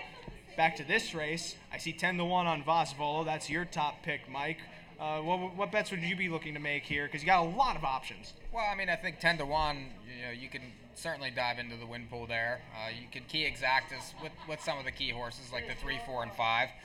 If you're interested in pick 3s, to start here, I don't know if I would use the 5 in that bet, just because with that favorite looming so large in leg 2, I would maybe try to play pick 3s with the value horses here to try to set yourself up for a decent payoff. You're looking at 1,700 in the pick 3 pool currently. With a few minutes to post, it probably will end up close to 3,000. It's worth a play. There's one horse I can tout as at least a decent outsider, probably underneath. I will say underneath. Shoshi Deo, the 8 horse, starting from post 9. Sure, his couple of starts on the slop weren't necessarily that great, although 2 starts back was 4th behind Lawmaker and some other ones that are maybe not of this level, but at least somewhere near. The Lawmaker certainly is better than these ones, but the track out there doesn't look as sloppy as it did both those nights at the Meadowlands, and this horse has gate speed. And what we've seen tonight is that gate speed will get you a spot, not guaranteed, but it improves your chances of finishing well in the race. And this horse is 27-1. If you're looking for a bit of value in the exotics, I wouldn't blame you for throwing this horse on either, because Dwayne knows how to go. Brian Sears is driving. Brian Sears knows how to go with a horse that's shown speed in the past. Yeah, he's shown some speed before. Outside post is the obvious concern, but again, there's another speed horse that could make things interesting. The 1A Lindsay's Pride draws post 6 here, has shown early speed quite often, and if this one gets away up close, I think maybe at 4-1, 9-2 now on the 1 and 1A, could make things interesting. Well, Mike is shaking his head no. You got to elaborate. You can't just use physical gestures, Mike. You got to use that voice of yours. I don't know, that's too low a price on the entry. Tito was a fantastic 2-year-old, but you know the change to 3 really, I mean, solid, but probably not as good as these. You know, I think the 1A is up against it from a class standpoint. Also, I just prefer others. Well, as the board has shifted, I agree with Voss Volo at 13-1. We're getting ready for post time here. It's the consolation of the Harry Zweig, the first of the 3 Zweig Memorials this evening. Upstairs to Scott Warren with the call.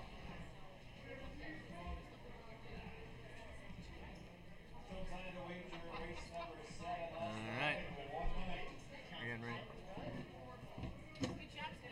Oh, thank you. 15, 14, 13, 13. Well, we're having fun here. 13. Anyway, I mean, it's flying by as usual. I could have a little more food. So you've said. Where are you going? You going to get them? Oh, nice. I can sit up. I'll get up. You guys can stay. Just have them sit in my seat. Because I haven't gotten up at all. Oh, well. Okay.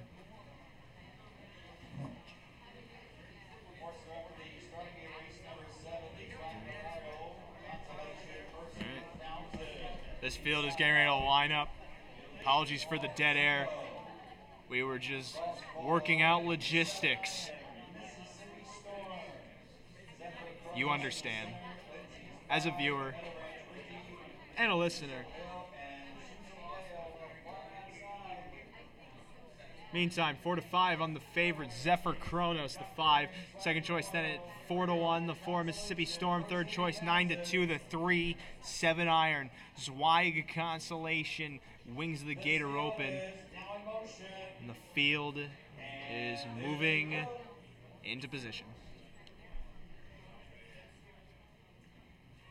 They're off and trotting. There goes 7-iron in between horses, leading out for the lead. With Mississippi Storm over the far outside, comes David Miller in and Missile Hill. 7-iron inside. Zweig Memorial Consolation swings into the stretch and approaches the start just like that. It's away.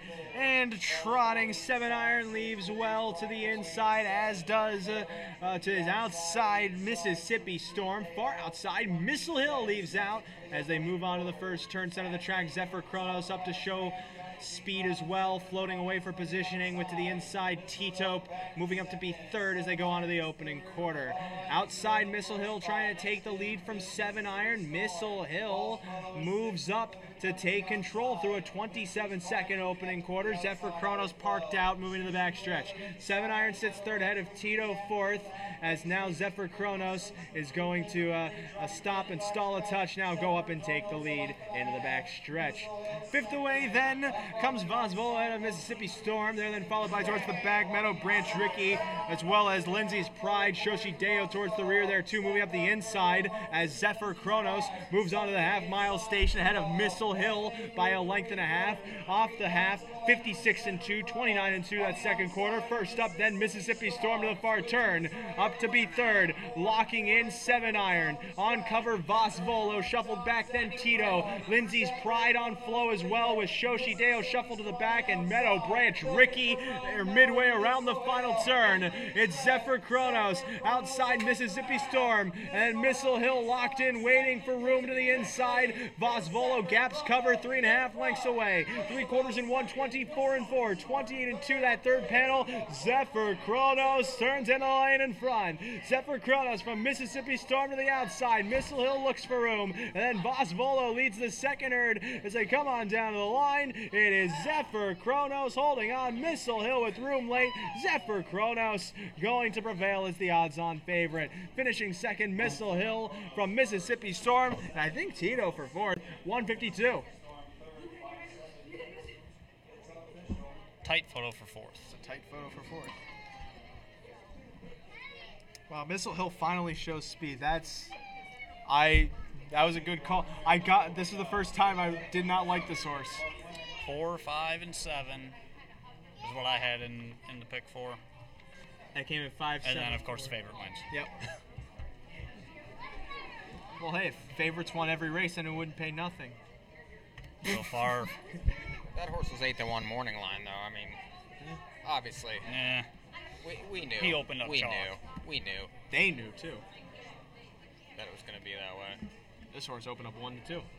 7, that was a good pick. The 2 had a perfect trip. That's just you can't win from out there at all. Oh, like yeah. nothing coming down the middle whatsoever. It's tough. Some people are walking out now. That wasn't the final. That was the consolate. They're gone. Do you think they know the difference, Ray? You say Zweig once. They just think that was the Do race. they appear to know the difference? No. They can come back. They might. Maybe they were just running to the car to get money. You ever think of that? Just as many of us do. As many of us, of course, leave money in the car, not in the pockets. Zephyr Kronos winning here at 3-4, which is basically 3-5. Welcome back. Is he coming on? Yeah. Oh, okay. I'm just trying to get more comfortable. Ooh, these are not the best chairs.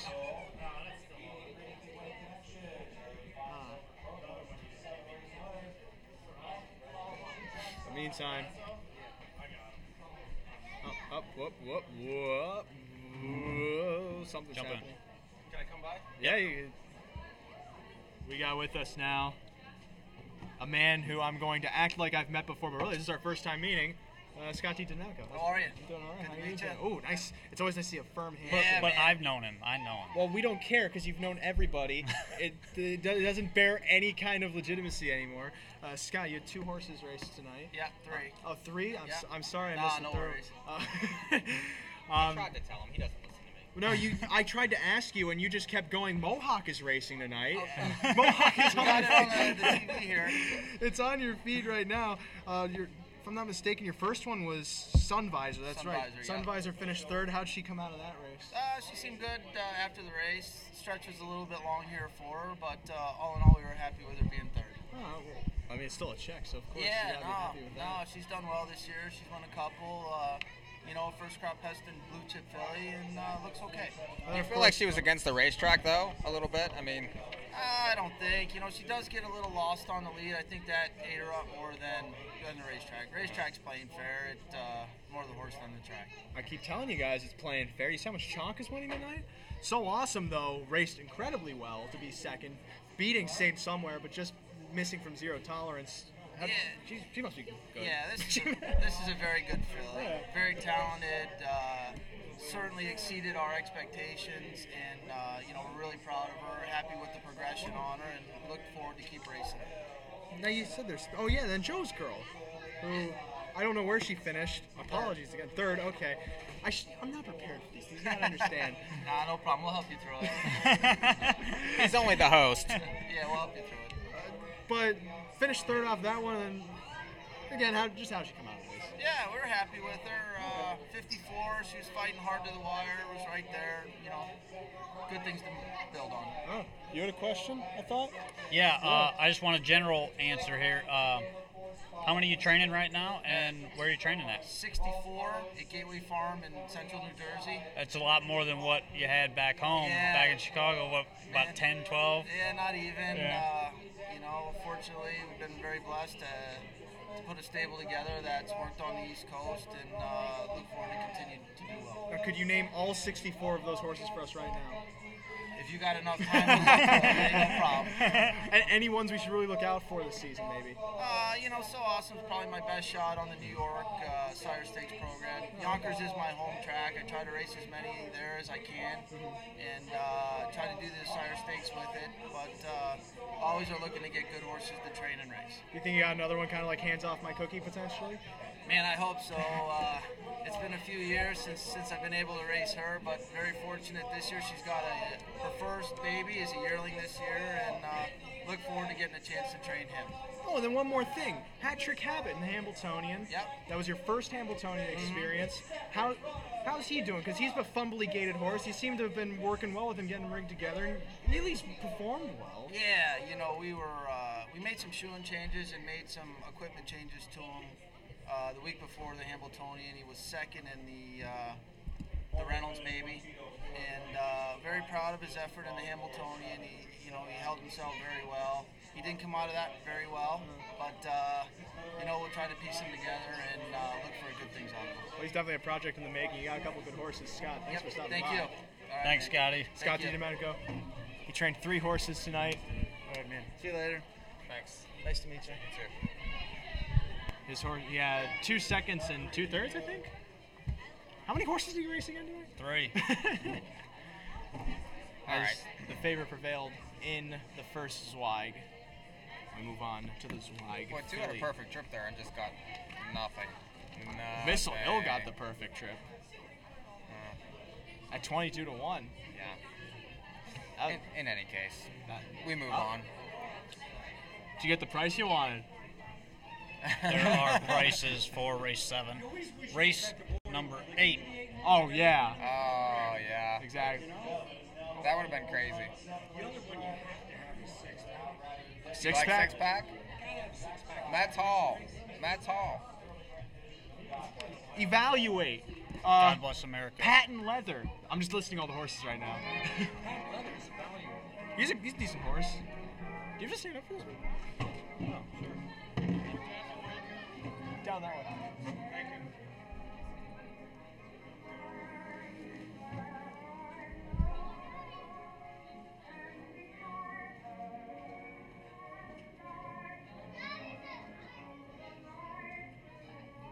It's a different person than last time.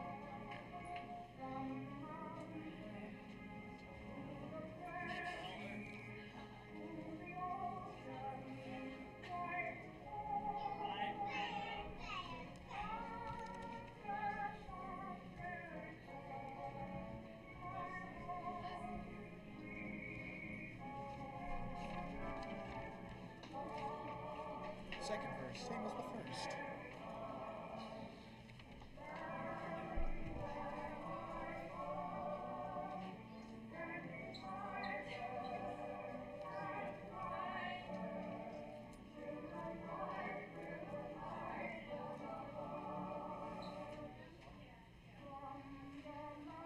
Gotta slow down. Someone's clapping.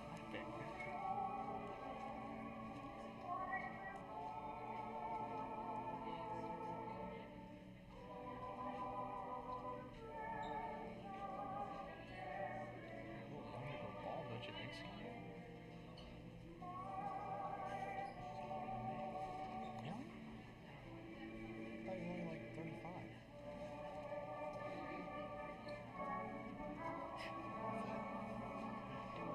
How many verses is this song?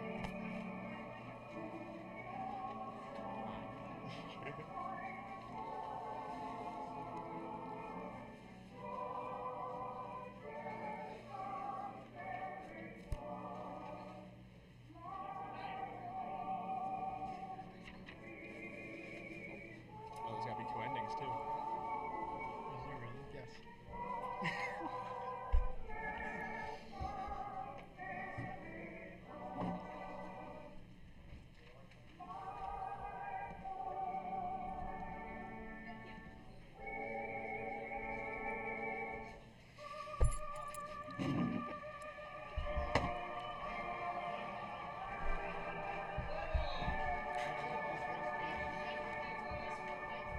I forgot about that. And we're back. After that presentation of God Bless America, and of course after the consolation of the Zweig, where Zephyr Kronos prevailed as the favorite at odds of 3 to 4 or 3 to 5. If you really want to get technical, I don't know if that's really getting technical. You're kind of straying away from the point. But now we're on to the next final, the Philly final, the final Philly finals of the Philly finals. Zweig. Zweig, that's right, $180,000 purse. We got 8 horses going post right here. The first thing I was noticing is that Plunge Blue Chip is 4 to 5 right now on the board. Now even money for a horse that is finished 3rd in the Hambletonian Oaks behind the 2 best fillies in the division. Adds Lasix for the first start. I think that's a little high. A little high. I expect the horse to be 1 to 5 by post time. The money that the 2's taking right now is, it's early money and not a lot in the win pool. So, there's value on the 4 right now at 7 to 1. And the 6 Plunge Blue Chip now then did plunge a touch up from even money down to 4 to 5 again. She should be even money, but I had one of those patented Mikey P moments where this horse should take a lot of money. Maybe the fact that she wasn't taking early money is a sign that something might be up. I don't know. Early money here, though, in the short win pools, I think is something that's relative. Okay. So I gotcha. I realize that is a Mikey P thing.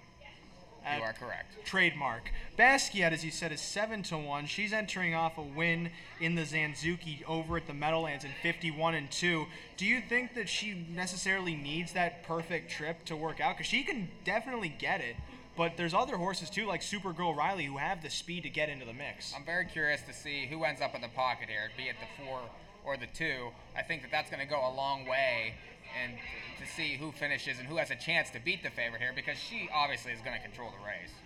Well, we got 8 horses lining up for a purse of $180,000. It's the Zweig Philly Memorial. They'll be coming onto the track momentarily, so we're going to send it upstairs to Scott Warren.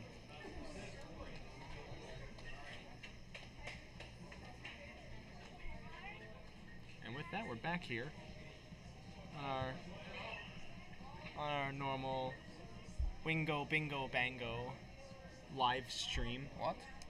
Wingo Bingo Bango. What are you talking about? I'm hungry. Oh, for God's sakes. The calories I am living off of right now reside in my smallest of small intestines. What's the wine factor that we have here on the show? I think we're up to about 9. It's not a wine factor. It's just, yes. if anyone at home is going, wow, he seems really off tonight, I'm giving every excuse I possibly can to not be doing the best job possible. Okay. You could call that whining in some cases. Right. I think it's just stating facts. Oh, they're taking a bit to come onto the track now. Yeah. They want us to talk more, but you're sending it back up so quickly. Well, it's because we were told they were coming on in 2 minutes. Well, they will be coming out very, very shortly. Yeah. There's probably just some kind of hold up in the paddock. Like, a gift for you is probably leaving a gift for someone else, if you know what I mean. Yeah. You got some other horses here. The Russian Spy. What a I timely think name. has an outside chance here. All right. Not to win, but to hit the ticket. Okay. You know, an outside chance from an inside post. You don't really want to. There it is. You don't really want. And they are coming onto the track for the 3-year-old filly trot the Zweig final. What a great equipment adjustment. 6-pack from open to can't see back bridle. The can't see back bridle. What a great name for a piece of equipment.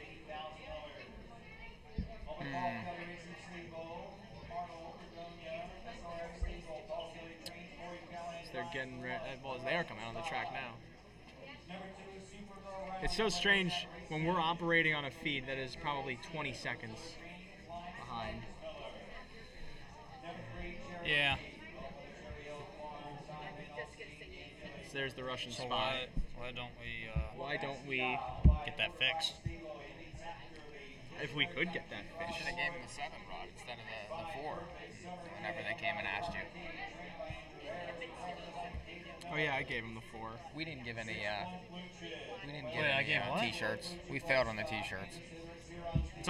You're always so negative. No, I want a Failure, whining, looking at me like that.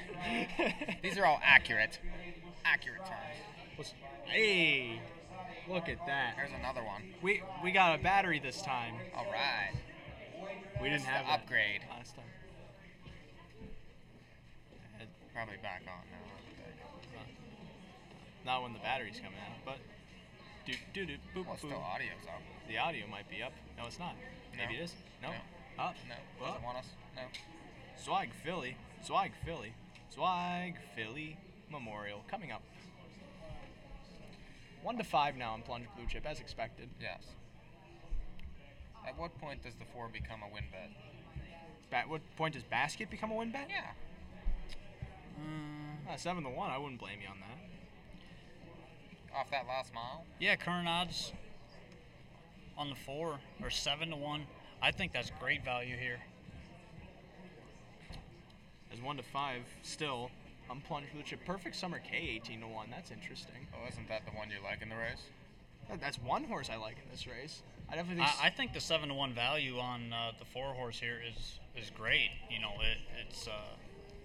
it's one of those things where, you know, if something were to happen where Plunge Blue Chip is not in contention late, or, you know, falters late, then I think the 4's the horse that'll win this race. Well, Basquiat definitely seems like one of the obvious counter contenders in this race, the $180,000 Zweig Philly Memorial, which is coming up in a couple of minutes as you see them parading now on the track. Plunge Blue Chip remains the favorite at 1-5. Basquiat, of course, coming in off that 51-2 mile at the Meadowlands. That was a lifetime best performance, sitting a pocket trip, winning by 2 lengths there. Definitely can work out that similar setup. Now down to be 6-1 by the looks of it, and is going down. Would that be kind of worrisome to you in terms of value, Mike? I think the value's still there. Oh, never mind. It's 9-1. I read that wrong. Yeah. Wow. The money for the 2 is interesting for sure. You know, but I think the early speed, the way the track is played, this horse, you know, put it all together last time, and you know, that's this horse's best race in quite a while. Maybe repeat here. Supergirl Riley was the second choice in the betting early on and is now floated up to be 5-1. Definitely has shown speed in her last couple of starts to be a factor at this level. You also look back 3 starts ago, was 4th behind Atlanta here at Vernon in a division of the New York Sire Stakes, so there's class back there as well. There's definitely legitimacy to the early money that was coming in on Supergirl Riley. 5-1 though, do you think maybe she's starting to float up towards Value City? Maybe a little bit, but the early money was pretty significant, I thought, even with a small amount in the pool at that time. But 5-1, I think is fair on this 3-year-old filly here. Inside post, she's going to be up close, should play. I wouldn't take anything less than 5-1 on her, but you know, obviously the horse to beat is Plunge Blue Chip.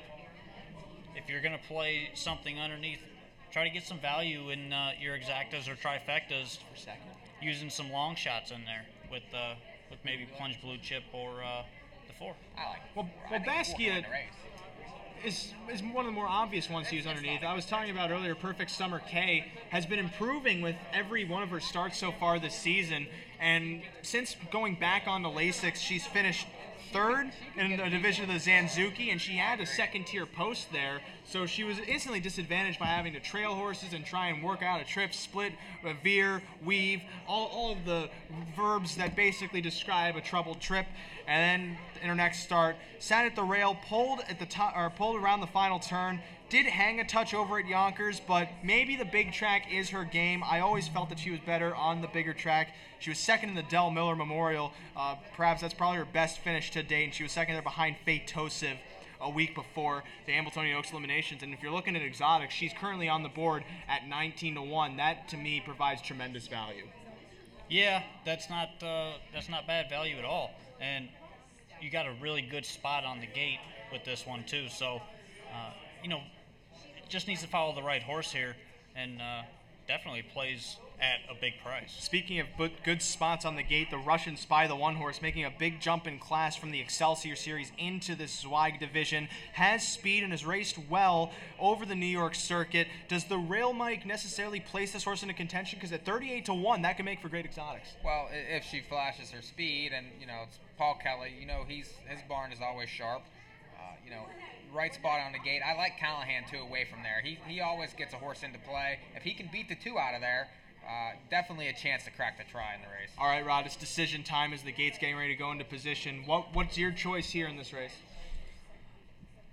Oh, he froze. It's tough. It's tough to go against Plunge Blue Chip. I don't want to give out false information. I think Plunge Blue Chip wins the race, but if I were going to bet against, I would bet the 4. What I would do is I would play a dollar triple, 6 over 4 over 2-5. That's it, $2. Bang, bang, boom, simple as that, Mike. I would take a shot with the 4 on top. Maybe play some exactas. You know, hope the favorite is not herself. All right, that said, we see the starting gate is in its position. The countdown clock will be going at any point. 1-5 here on Plunge Blue Chip. Second choice at 9-2. The 2 Supergirl Riley. The 4 Basquiat's at 5-1. We're going to be getting ready for post time here. This is the Zweig Philly Memorial, purse of $180,000, and it's upstairs to Scott Warren for the call. That one is interesting at 33, for sure. We're getting ready to go. It's very well done, by the way. Here. I'm pulling it back up. I want to get it refreshed. No, we actually want to watch Saratoga. Yeah, I was getting it refreshed. Here we go. All right.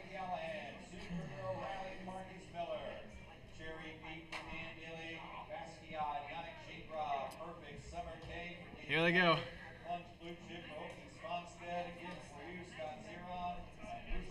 Field is lining up for the Zweig Philly Memorial.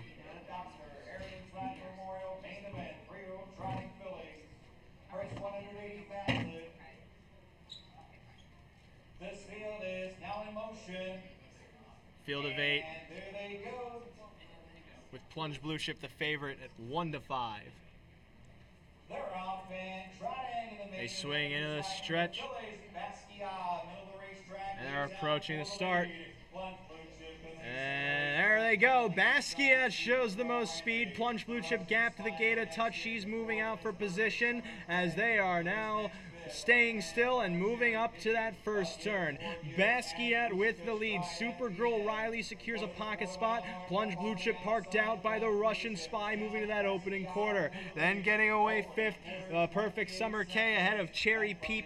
They're then followed by to the back of the pack, A Gift for You, and Mushka Stride. Last of all, Plunge Blue Chip gradually moving up to take the lead from Basquiat in 28 seconds flat. Supergirl Riley tracks from third as they move into the back stretch. The Russian Spy behind them fourth. Perfect Summer K behind fifth. Still sixth, then Cherry Peep with towards the back, A Gift for You. Mushka Stride completes the 8 as they go on to the half-mile station. 1-9 favorite. Plunge Blue Chip leads here as Basquiat tracks her helmet from second. Then a slight gap to Supergirl Riley in third. The Russian Spy still fourth with no movement yet to the outside. I take that back. Mushka Stride's out and moving from last. Through a 57 2.5. 29 2 that second quarter, moving to the far turn with Plunge Blue Chip the one to catch. She's gotten slow fractions so far. Perfect Summer K from fifth. Out and moving uncovered. Up from fourth. Now to be third. And Basquiat's getting ready to make her move from the pocket as they move on to the top of the stretch. Plunge Blue Chip in front. Basquiat off stride went Basquiat as it's Plunge Blue Chip in 3 quarters. 126 3. Plunge Blue Chip.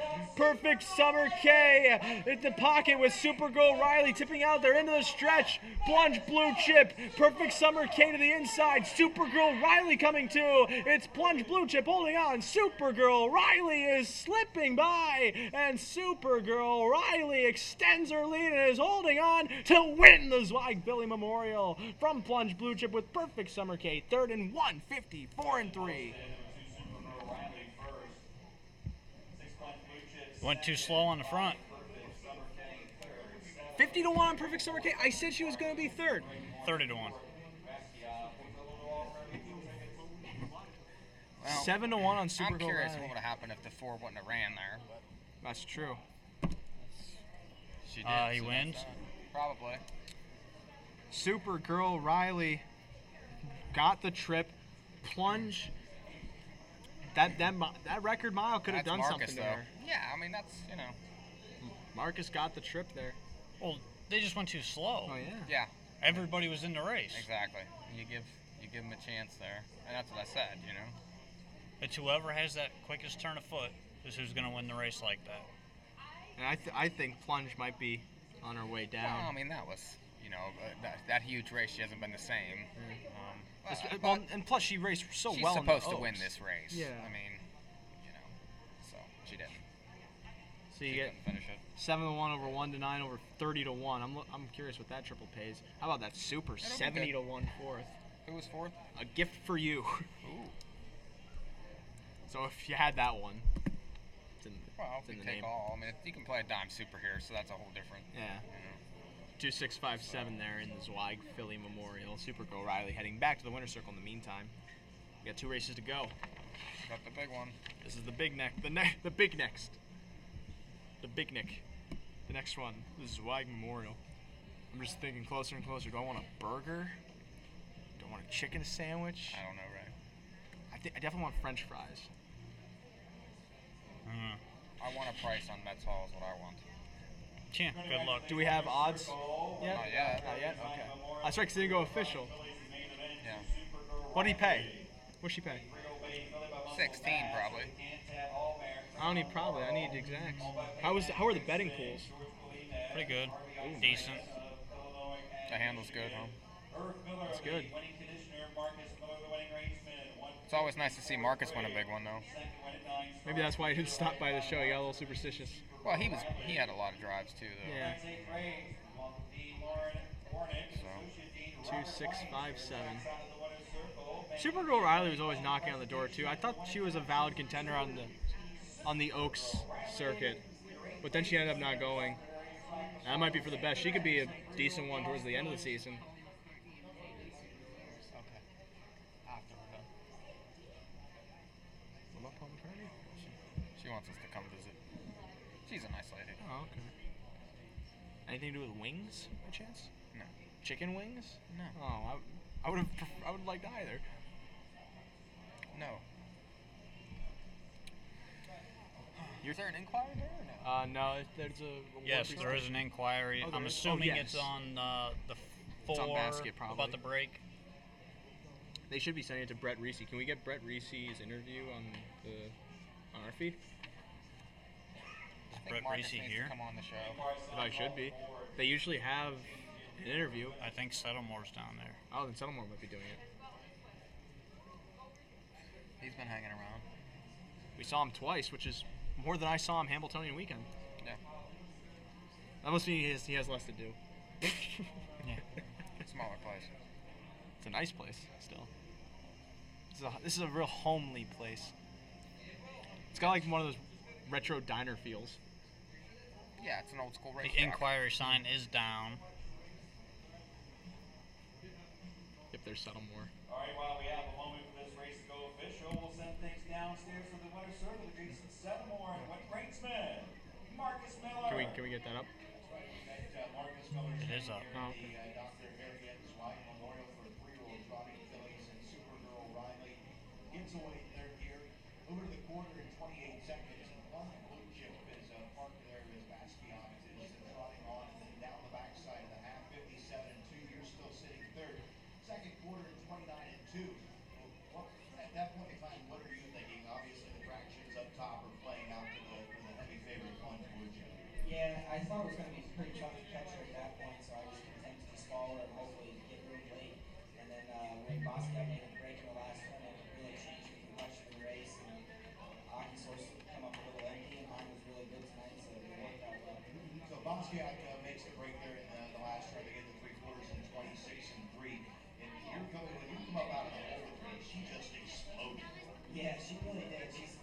That's the kind of filly we thought she was, all along. Early this year, we had trouble with her, getting her hair and all that stuff. Last week, she was very, very She is who he thought she was. Yeah. Supergirl Let 'em Riley. favorites. Tonight, 154-3. Last week at Yonkers, there in the New York They are. Science, 55-2. Who we thought they were. 28-2 and won by 4.5. Let 'em all talk. Now, Supergirl Riley, where does she go from here, and what are the plans with her? Exhilarated's gonna win. $180,000 race goes and you're watching a $20,000 condition pace. It's fun. That race is over. Now, last year, you said that this filly was beaten by a nose by Atlanta.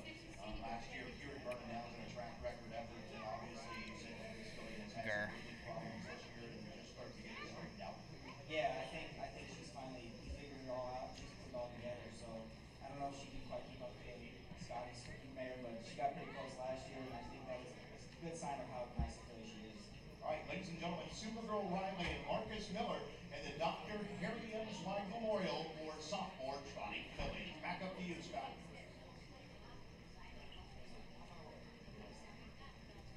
Is it strange to say that every time I hear Settlemore talk, I don't expect that voice to come out? I don't expect that retro radio voice to come out of him? He's got it. Yeah. Yes, he does. I don't know, it's always, I'm always not expecting it. But we got prices, if I'm not mistaken. Maybe. Yeah, we do. 1720, 340, 290. Wow, that's a plunge into the place pool on Super Go O'Reilly. Plunge blue chip, then 210, 210. 5 perfect summer K, 450. $2 exact to 26, $53. The 50-cent try, 265. You get a 33 to 1 shot to make it $44.62. 10-cent super effective, then 2657, $42.20. The big one coming up This is the payoff leg of the pick 4 as well. that I'm not live in. Nope. It's gonna pay. It's gonna pay really well now. Well, Yeah. let's see what it's going to pay. I'll look at the wheel pays. I would be live to the 6 and the 8, but What does 6-pack open up right now? 1.5. You'd think the bettors would have learned after the last race. pick 4 will pit. Wow. Big. Those are $2. Oh, okay. These are dollars. Okay. The 7's 3 out of 4. The 9 looks like he is too. Yes, I would say that, yeah. The 6 is low, 284. That's low. The 2's 340. The 8's 2400. Yikes. Someone has it at least. Yeah. I wish I had a live ticket there. I do not. You guys doing okay? Yeah. Yeah. How are you? Very We had good. Jason Settlemore stopping by the set. How are you? Doing all right. Coming on? You want me on? Yeah, come. Yeah, Sit you my wanna side. get in? If you have time, of I'm course. tired. I've been up since 6:30. Okay. Oh, I've been up since 2. I got AM. 6 hours. I got my 6 hours of sleep, which is a millennial. You know I need more than that.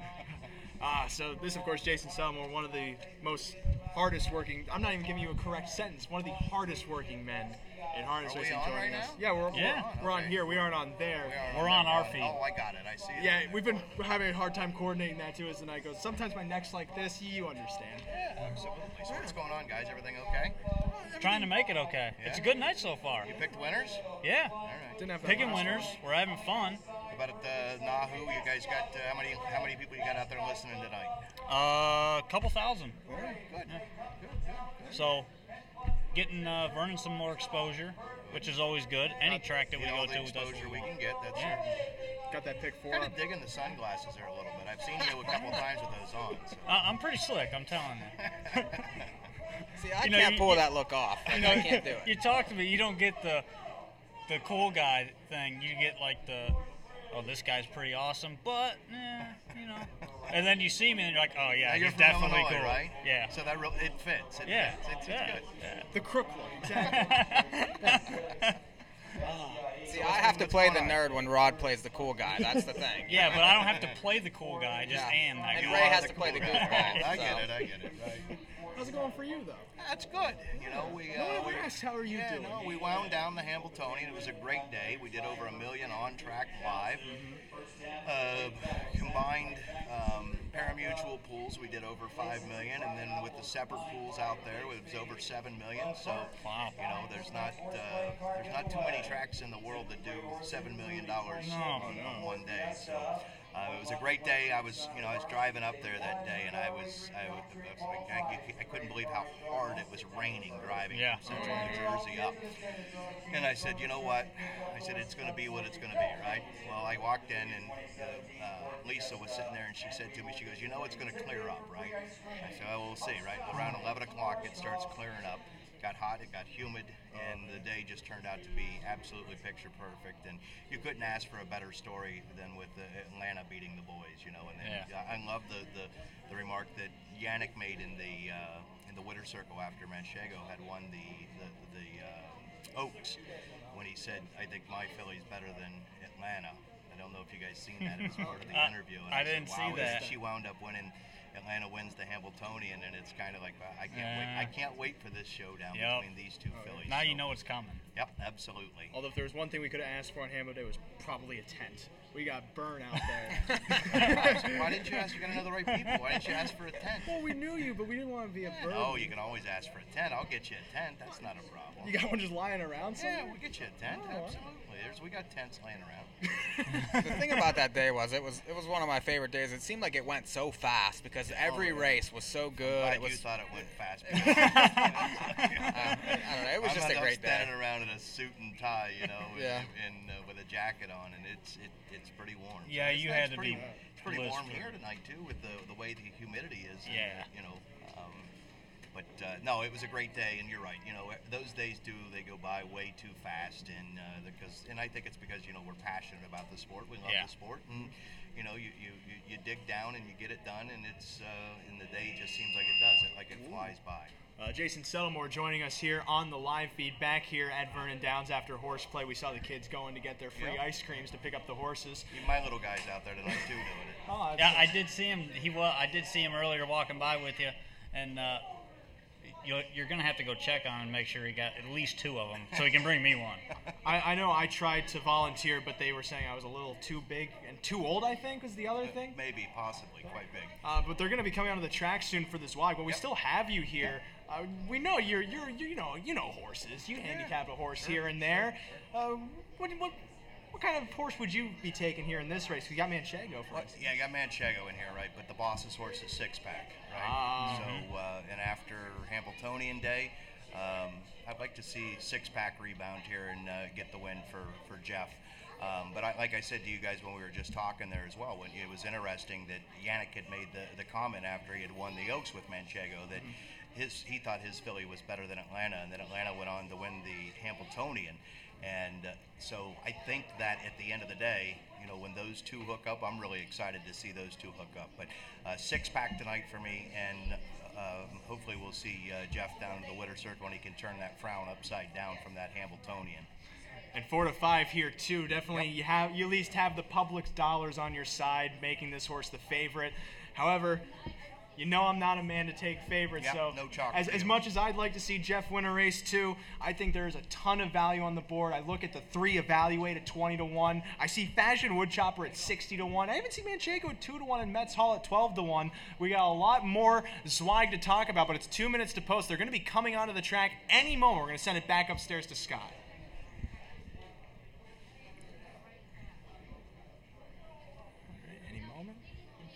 It takes a second. That's all right. Good deal. Thank you very much. All right. Appreciate it. Thanks for stopping by. Take it easy. All right. Be good. Thank you. If you need anything, just yell. How loud? Could you get me one? Come on, man.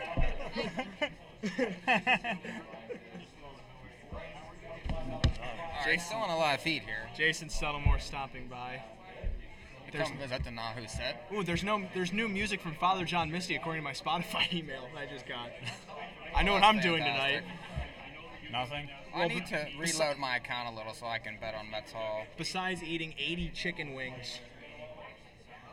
6-pack at 4 to 5. Alarm detector 7 to 2. This horse does not relent. The horse loves to take money. I still think that's a little much. It's a little much. And then Fashion Woodchopper's 55 to 1. That's pretty good. Patent Leather, if he gets the right trip, he hits the ticket, I think. From the rail, perhaps. Yeah, it's entirely from the rail. This horse had the 10-hole last time, and the Hambo was disadvantaged because of that. You have to be against Manchego, I think, to like Patent Leather. Oh, without a doubt. And I'm getting wet again from the ceiling. Maybe that means she likes you. You sat down at the wrong time. 12 to 1 on Metz Hall then too. That's not a bad price. Of course. Yeah, you're getting good value on Metz Hall right now. It's nowhere near the 48 to 1 I would have gotten on him in the Hambletonian future pool. Yeah, so I'm still worried about that for some reason. Because I'm hoping that someday I will be able to get my $98. You're not gonna. That I should. Although it's at 0 minutes, they should be coming onto the track. I don't know what's taking them so long. Well, again, we should. There it is. There we go. They're coming onto the track. For $350,000 wide final. And it's only 9 o'clock. We only have 2 races left. Yeah, this is the start of the late double. How do those look? I just punched a little double. A little one? Little one. Ooh, that's an octave I could never hit. Bing. Doubles, especially with the 8, are decent. I like 1-5 in the second race. I know Rod likes the 1 in the second race. It'd be cool if it would stop buffering. That'd be really cool.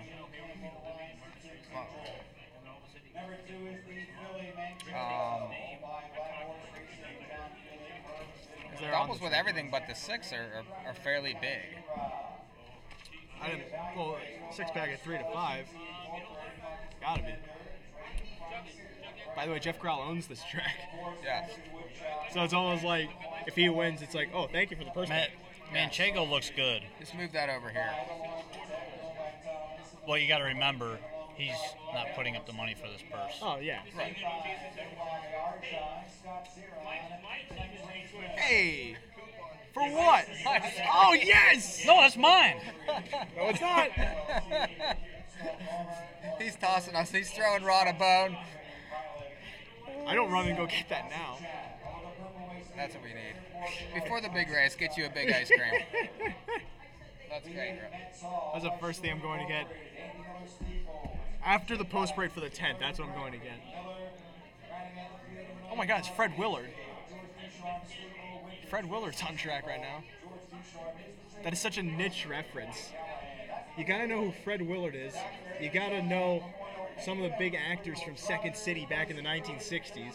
Yeah. And most importantly, you gotta know who Fred Willard is. Fantastic. Dude, So I would expect we'll be back on here any second. we should be back on any second. Because this is the Zweig. So there was the post parade for the Zweig. Yep. Current favorite is still 6-pack. At 3 to 5. I'm waiting to see what his odds are. 6-pack current favorite, 4 to 5. Oh, 4 to 5. All right on 6-pack from the 6 horse. Value in the race to me, Metz Hall. I think we can all agree that Metz Hall is decent value right now, 12 to 1. And I just have to kind of slyly put in the fact that I was the one that was first onto this horse back in the Hambletonian. You both said, "Oh, you guys, you're nuts." No, actually, I didn't. No, I remember it clearly. This is Metz Hall. I think is besides the Miller's taking the credit for it, I think I can take a little credit for being able to catch it. This horse is getting a bit better, especially finishing second in the Hambletonian. That's worth noting as well. 12 to 1, a great price on him, especially if he can get off the gate. As we've seen through the night, being up towards the front helps you a lot. And if Metz Hall shows that speed early, he could work out a similar trip as he did in the Hambletonian, potentially upset here, but he has to get past 6-pack, which you have to think 6-pack goes to the front this time. I would think so. I mean, he got himself in trouble last time by not going to the front in the Hambo elimination, so I think the game plan is fire. But does Yannick let him get there? I mean, the 2 is obviously going to be firing also. She likes to be up front. He knows it's good there tonight. I don't expect him to let that go very easily. And Manchego currently taking a lot of play too. Was 8 to 5, now back up to 2 to 1. Then at 6 to 1, you have the 5 Alarm Detector coming in off a 6th place finish in the Hambletonian final. Park the mile there. I know you kind of like this one, Mike. Well, I always like this horse. This year not as good as he was last year, but he looked loaded in the Hambo Elim, and then he made that break and still ended up coming back for 4th. Really no chance in the final the way the trip worked out. This horse has a lot of talent and has early speed. This horse can get off the gate. Could end up, 2nd or 3rd early, depending on how it shakes out. The talent's there, and 6 to 1, a little light, but capable. Metz Hall now down to 9 to 1. I think he's a win contender. For underneath, if you're looking at some exotics, I'm seeing Fashion Woodchopper at 61 to 1. Toss that break last down the Hambletonian final, going 2 heats. He moves back onto Lasix after finishing 3rd in that elimination in a much improved effort considering the fact that he dropped Lasix for that race. And moving back onto the medication that seems to help him, especially considering he's had some decent miles here and there over at the Meadowlands and at Pocono. I think 60 to 1 is just too high. Well, I mean, he's danced a lot of dances. The horse is going to be coming late. He's consistent enough. I mean, he's 5 out of 10 in the money this year. He won 5 times last year, made $250,000. This horse likes a big track. A definite chance late, especially if they mix it up early and you're getting 60 to 1 to find out. Now, the story that we haven't really talked about tonight, the filly against the boys. Manchego's taking on the boys tonight. The 2 horse, currently 8 to 5. She's won 2 in a row. She just won the Hambo Oaks final, and she's very, very sharp. She's won 17 out of 19 of her career starts. 1 off the board, 1 second place finish. Incredible filly. What do you think of her?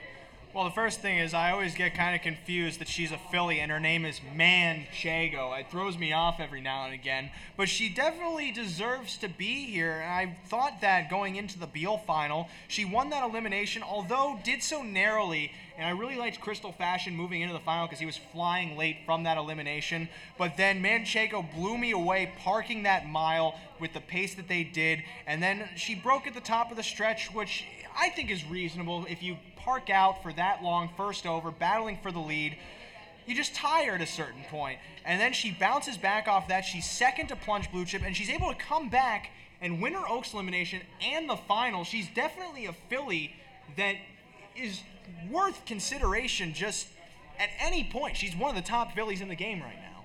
I think she's one of the top horses. That's true. You know, anything that can win 17 out of 19 at the absolute top level, you know, it doesn't matter where she ends up.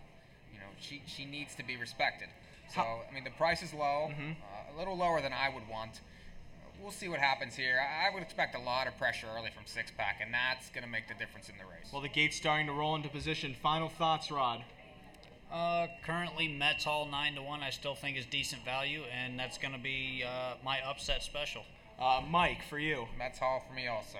I have to agree that Mets Hall at 9-1, so long as he can get off the gate, get into that position, he's definitely going to be coming late. Six-pack, a favorite, worth beating in my opinion at 4-5, and of course, maybe Fashion Woodchopper and Evaluate for the underneath spots. Manchego you have to throw in there as well. I think she can hit up there in the top three. So I'd probably put Mets Hall on top of a triple, keying Manchego and six-pack for second, and then throwing on Evaluate and Fashion Woodchopper for third. That's the way I see it. You're getting 10-1 now on Mets Hall. Who that price alone is great.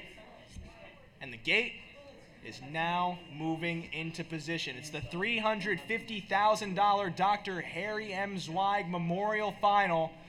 And it's upstairs to Scott Warren. He has the call for you of tonight's feature.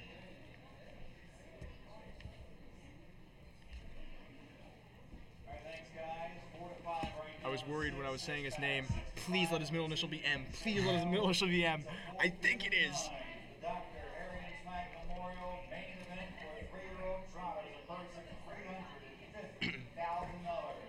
All right, here we go. Yeah, I know. They're going to the gate. No. What do you mean no? That ain't what I was talking about. Oh.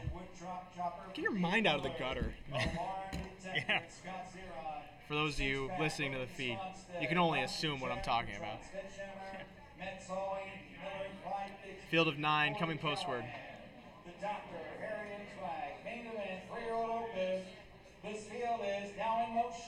Favorite, the six-pack. And 6-5. Zweig Memorial swings into the stretch, approaching the start.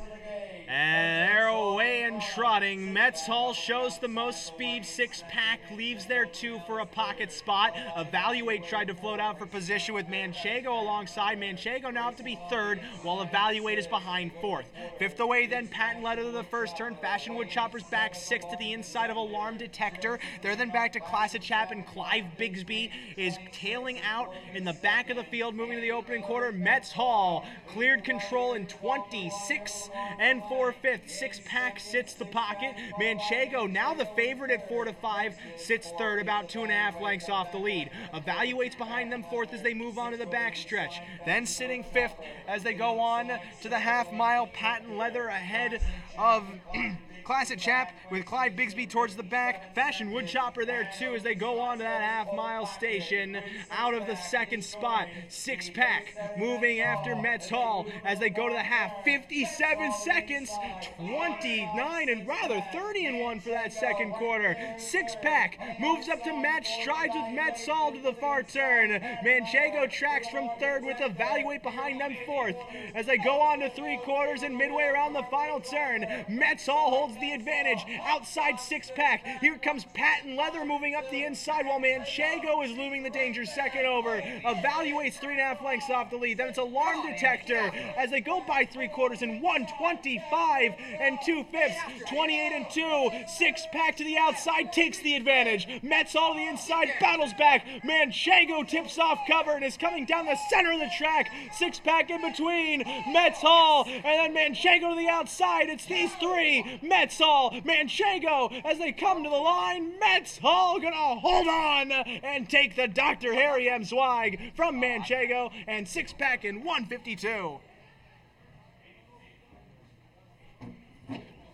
What did we say before this race? Yeah. And he was what, 12-1? 12-1. If only I bet him. Oh, I did. Oh yeah. Put us on the live feed real quick so we can ask everybody if they were even listening to what we just said. Well, clearly not. He went up in price. 8, and not only that, I gave out the triple.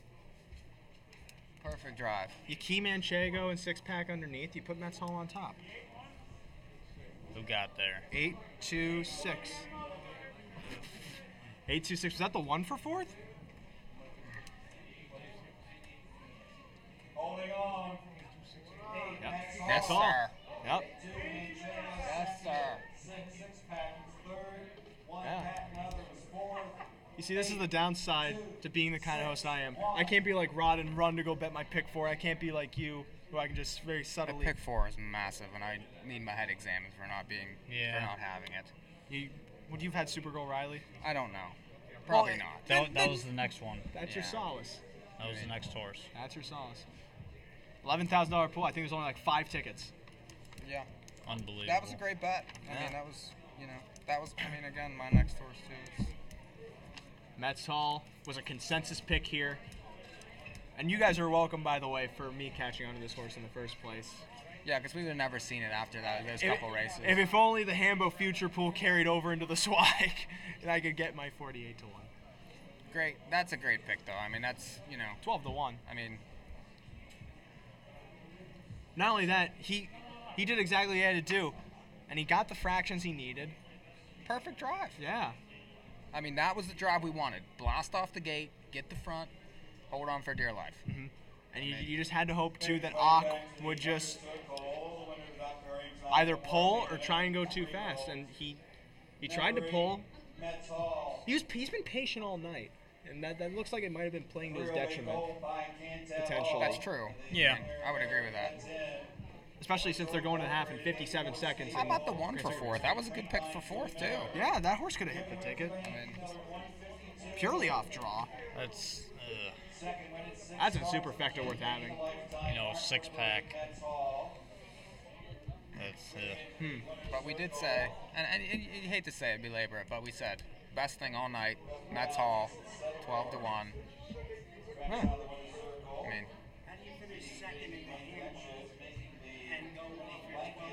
Yeah, exactly. Yeah, you're welcome. When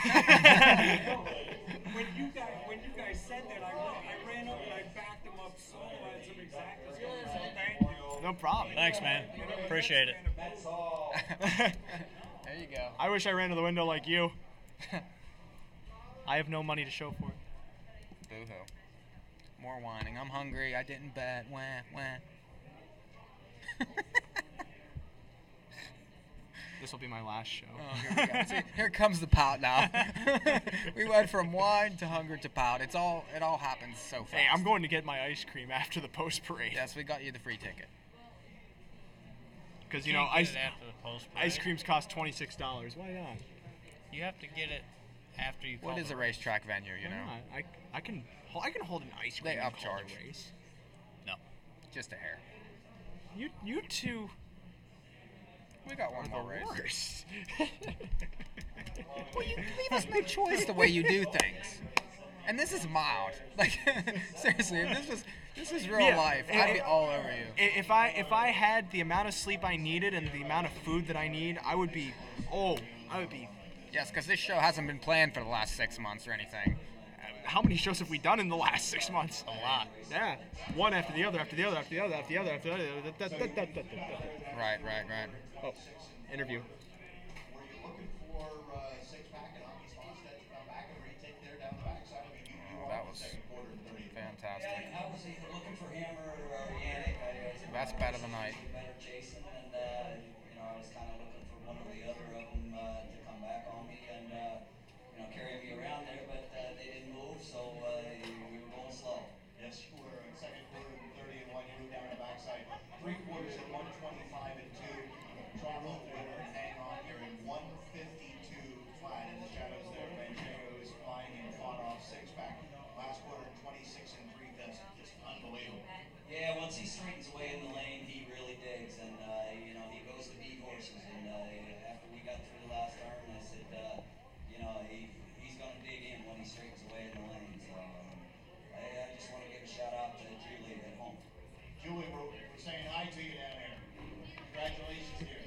So, Andy, a little bit here, men's hall in the Hamiltonian. Obviously, you've been in the big dance before, and yet post-game came up just a little short there. Joe Meadows was second by 151. Last quarter, 27-2. Certainly nothing to hang your hat at there. He was inside that day.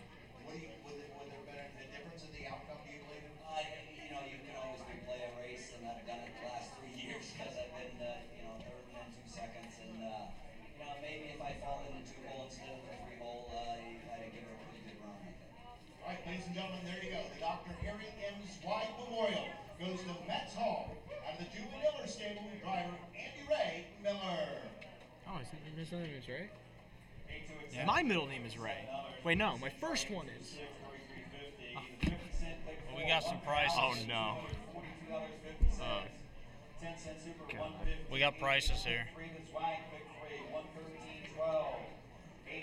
Tote dividends, Metz Hall 2760. That was a 3-way NAHU win pick. Bang, bang, another winner. 450. Don't do those noises. We're not in Compton. 290 to show. I do them every Manchego, $3 to place, 210 to show. 6-pack, 210 to show. I'm not even sure I'm allowed to do that line. I don't care. It's not exact 8-2, $57. 50 cent try, 826, 33.50. That pick 4 for 50 cents, $1,200, 42.50. 10 cent super, 115.80, and the 50 cent pick 3, 113.12. There was value in that pick 3, Absolutely. certainly. There was value in the double too. Yeah.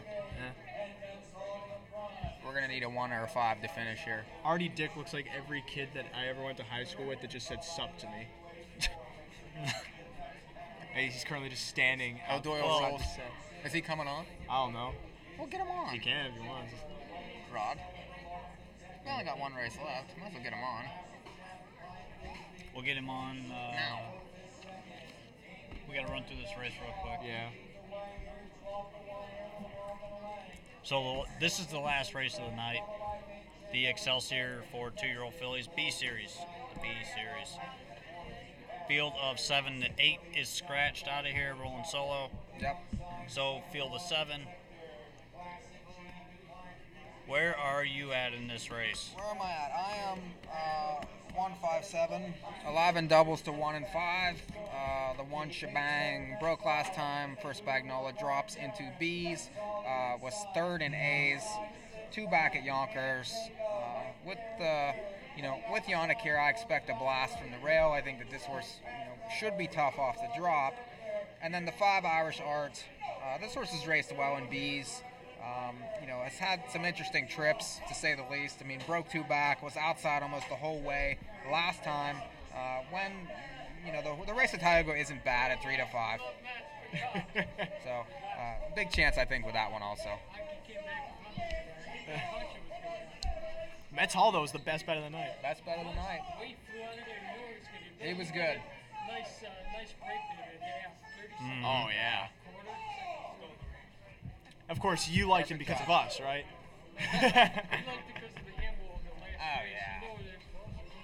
Oh, yeah. That was the key tonight, especially. The way tonight it is. Oh, yeah. That was the place to be, for sure. So.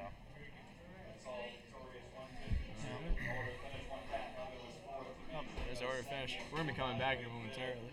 Yeah, I would think. Rod, who do you like? I'm sorry. Well, we'll find out here pretty quickly. Oh, good.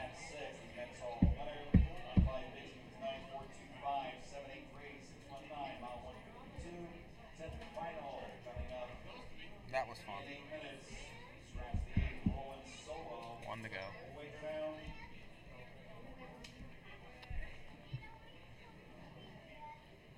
Are we not talking at all? Final race. I'm waiting for us to come back on. We should be coming back on.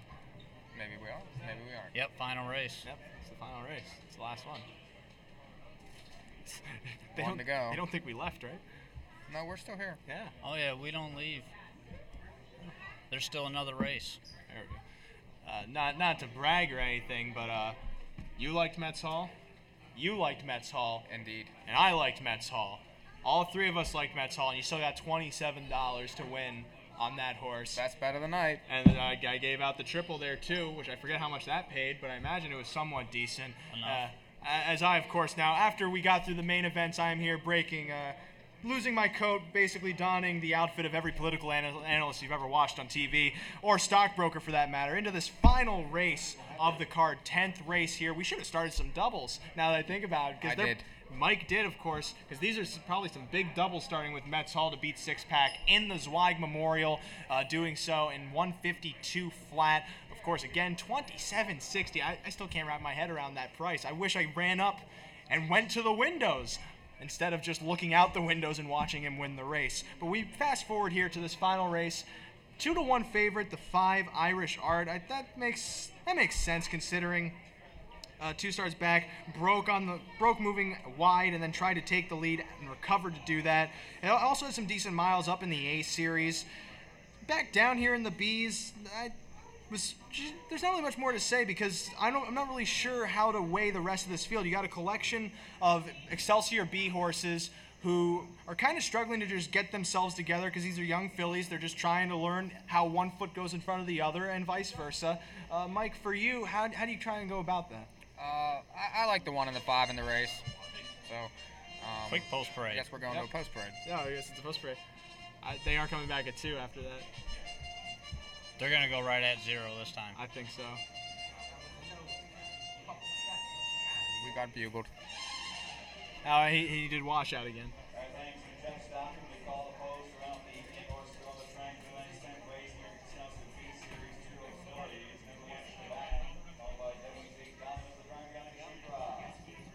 2 Believe in Hope, Rick D. Where's that guy that asked if we picked a winner earlier? I think he's probably out in the parking lot scourging for dollar bills. Maybe. He's running tickets to the machine.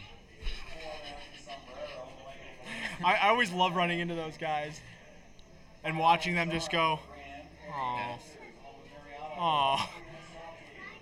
Anyway. Yeah. There goes Eric. Mr. Eric on a mission. Quite the night here, though. Who do we have to thank here now? Well, we have to thank Corral and Settlemore, of course. Absolutely. Everyone at Vernon Downs for bringing us here. Scott Warren helping us coordinate. The staff, especially the staff that are going to be giving me my ice cream momentarily. No, they won't. What do you mean they won't? You don't get ice cream. That was for me. No, I get the ice cream. We can all get ice cream.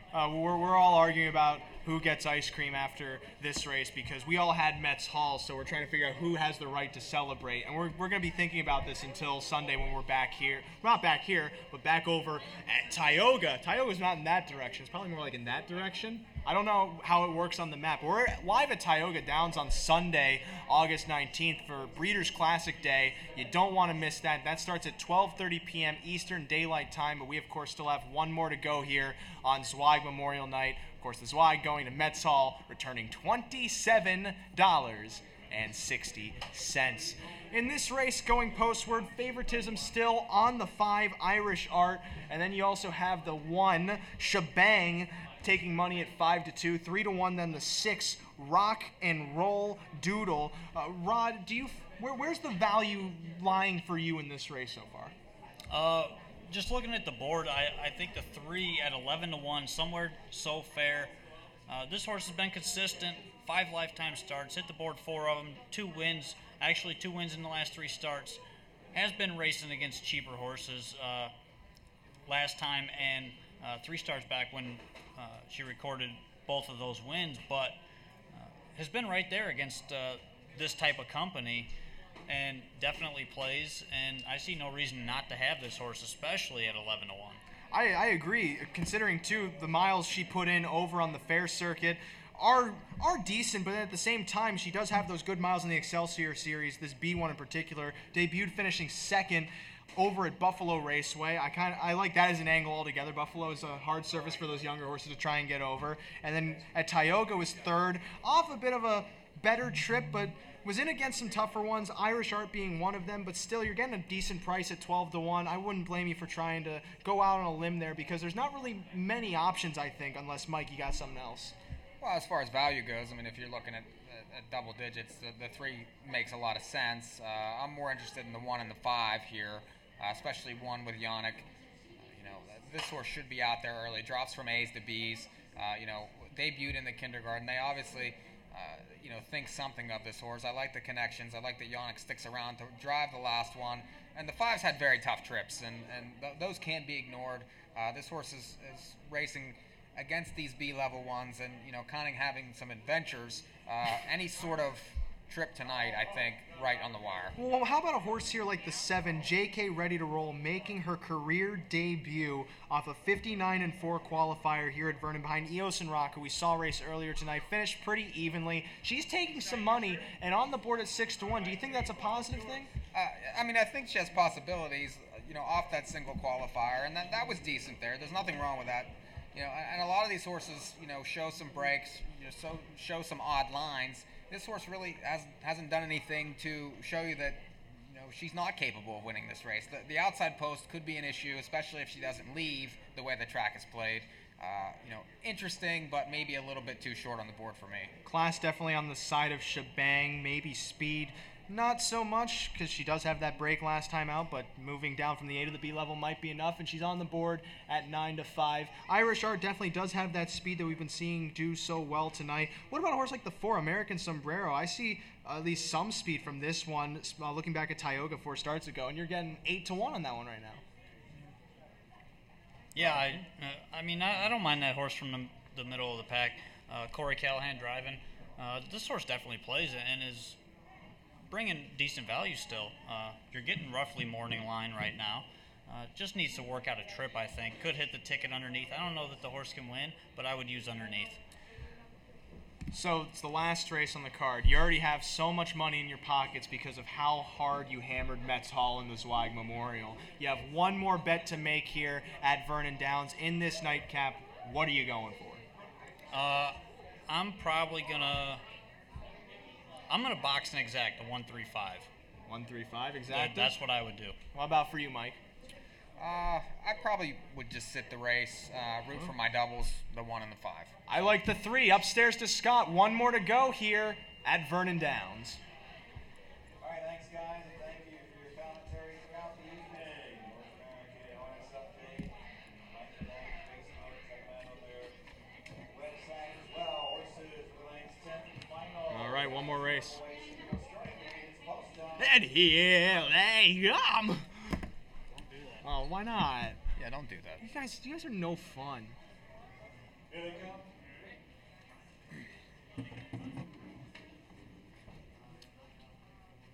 And they're off. Somewhere So Fair leaves out. Field for the finale. Center of the racetrack, Irish Swings into the stretch. They're approaching the start.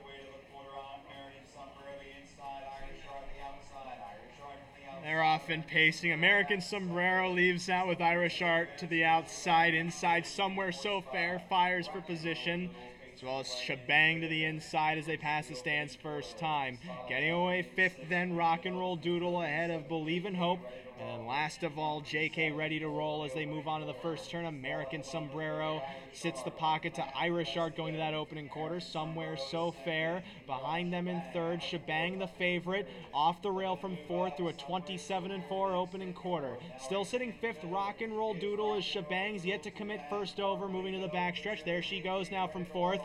After the Irish Art on the lead as they move into the backstretch. Irish Art remains in control here. American Sombrero shuffled back. A brush from Shebang in the backside now has her on the lead, moving to the half-mile station. Somewhere So Fair behind them, 4th, now about 3 lengths off the lead. Rock and Roll Doodles 5th, 6th still Believe in Hope, and then JK Ready to Roll last of all through a 57 3/2 mile, moving into that far turn. Shebang leads the way by a length and a half. Irish Art sits the pocket. American Sombrero's back in 3rd, now tightening and moving outside for Callahan. American Sombrero's making her move, moving to 3/4. Somewhere So Fair tracks on cover, 2.5 lengths off the lead, with Rock and Roll Doodle 3rd over and Irish Art locked in. American Sombrero has lunged to the lead by 3/4 in 1:27. Somewhere So Fair to the outside in pursuit of American Sombrero with the advantage into the lane. American Sombrero from Somewhere So Fair. Rock and Roll Doodle tips wide to the center of the track, but American Sombrero with a wide enough margin to the line, going to coast home a winner in the nightcap. American Sombrero from Rock and Roll Doodle and Somewhere So Fair and Shebang in 1:55.3. Nowhere on my radar whatsoever. That was a horse. I just mentioned it the last minute too. I just don't. That said, hey Rod, we gotta end the show.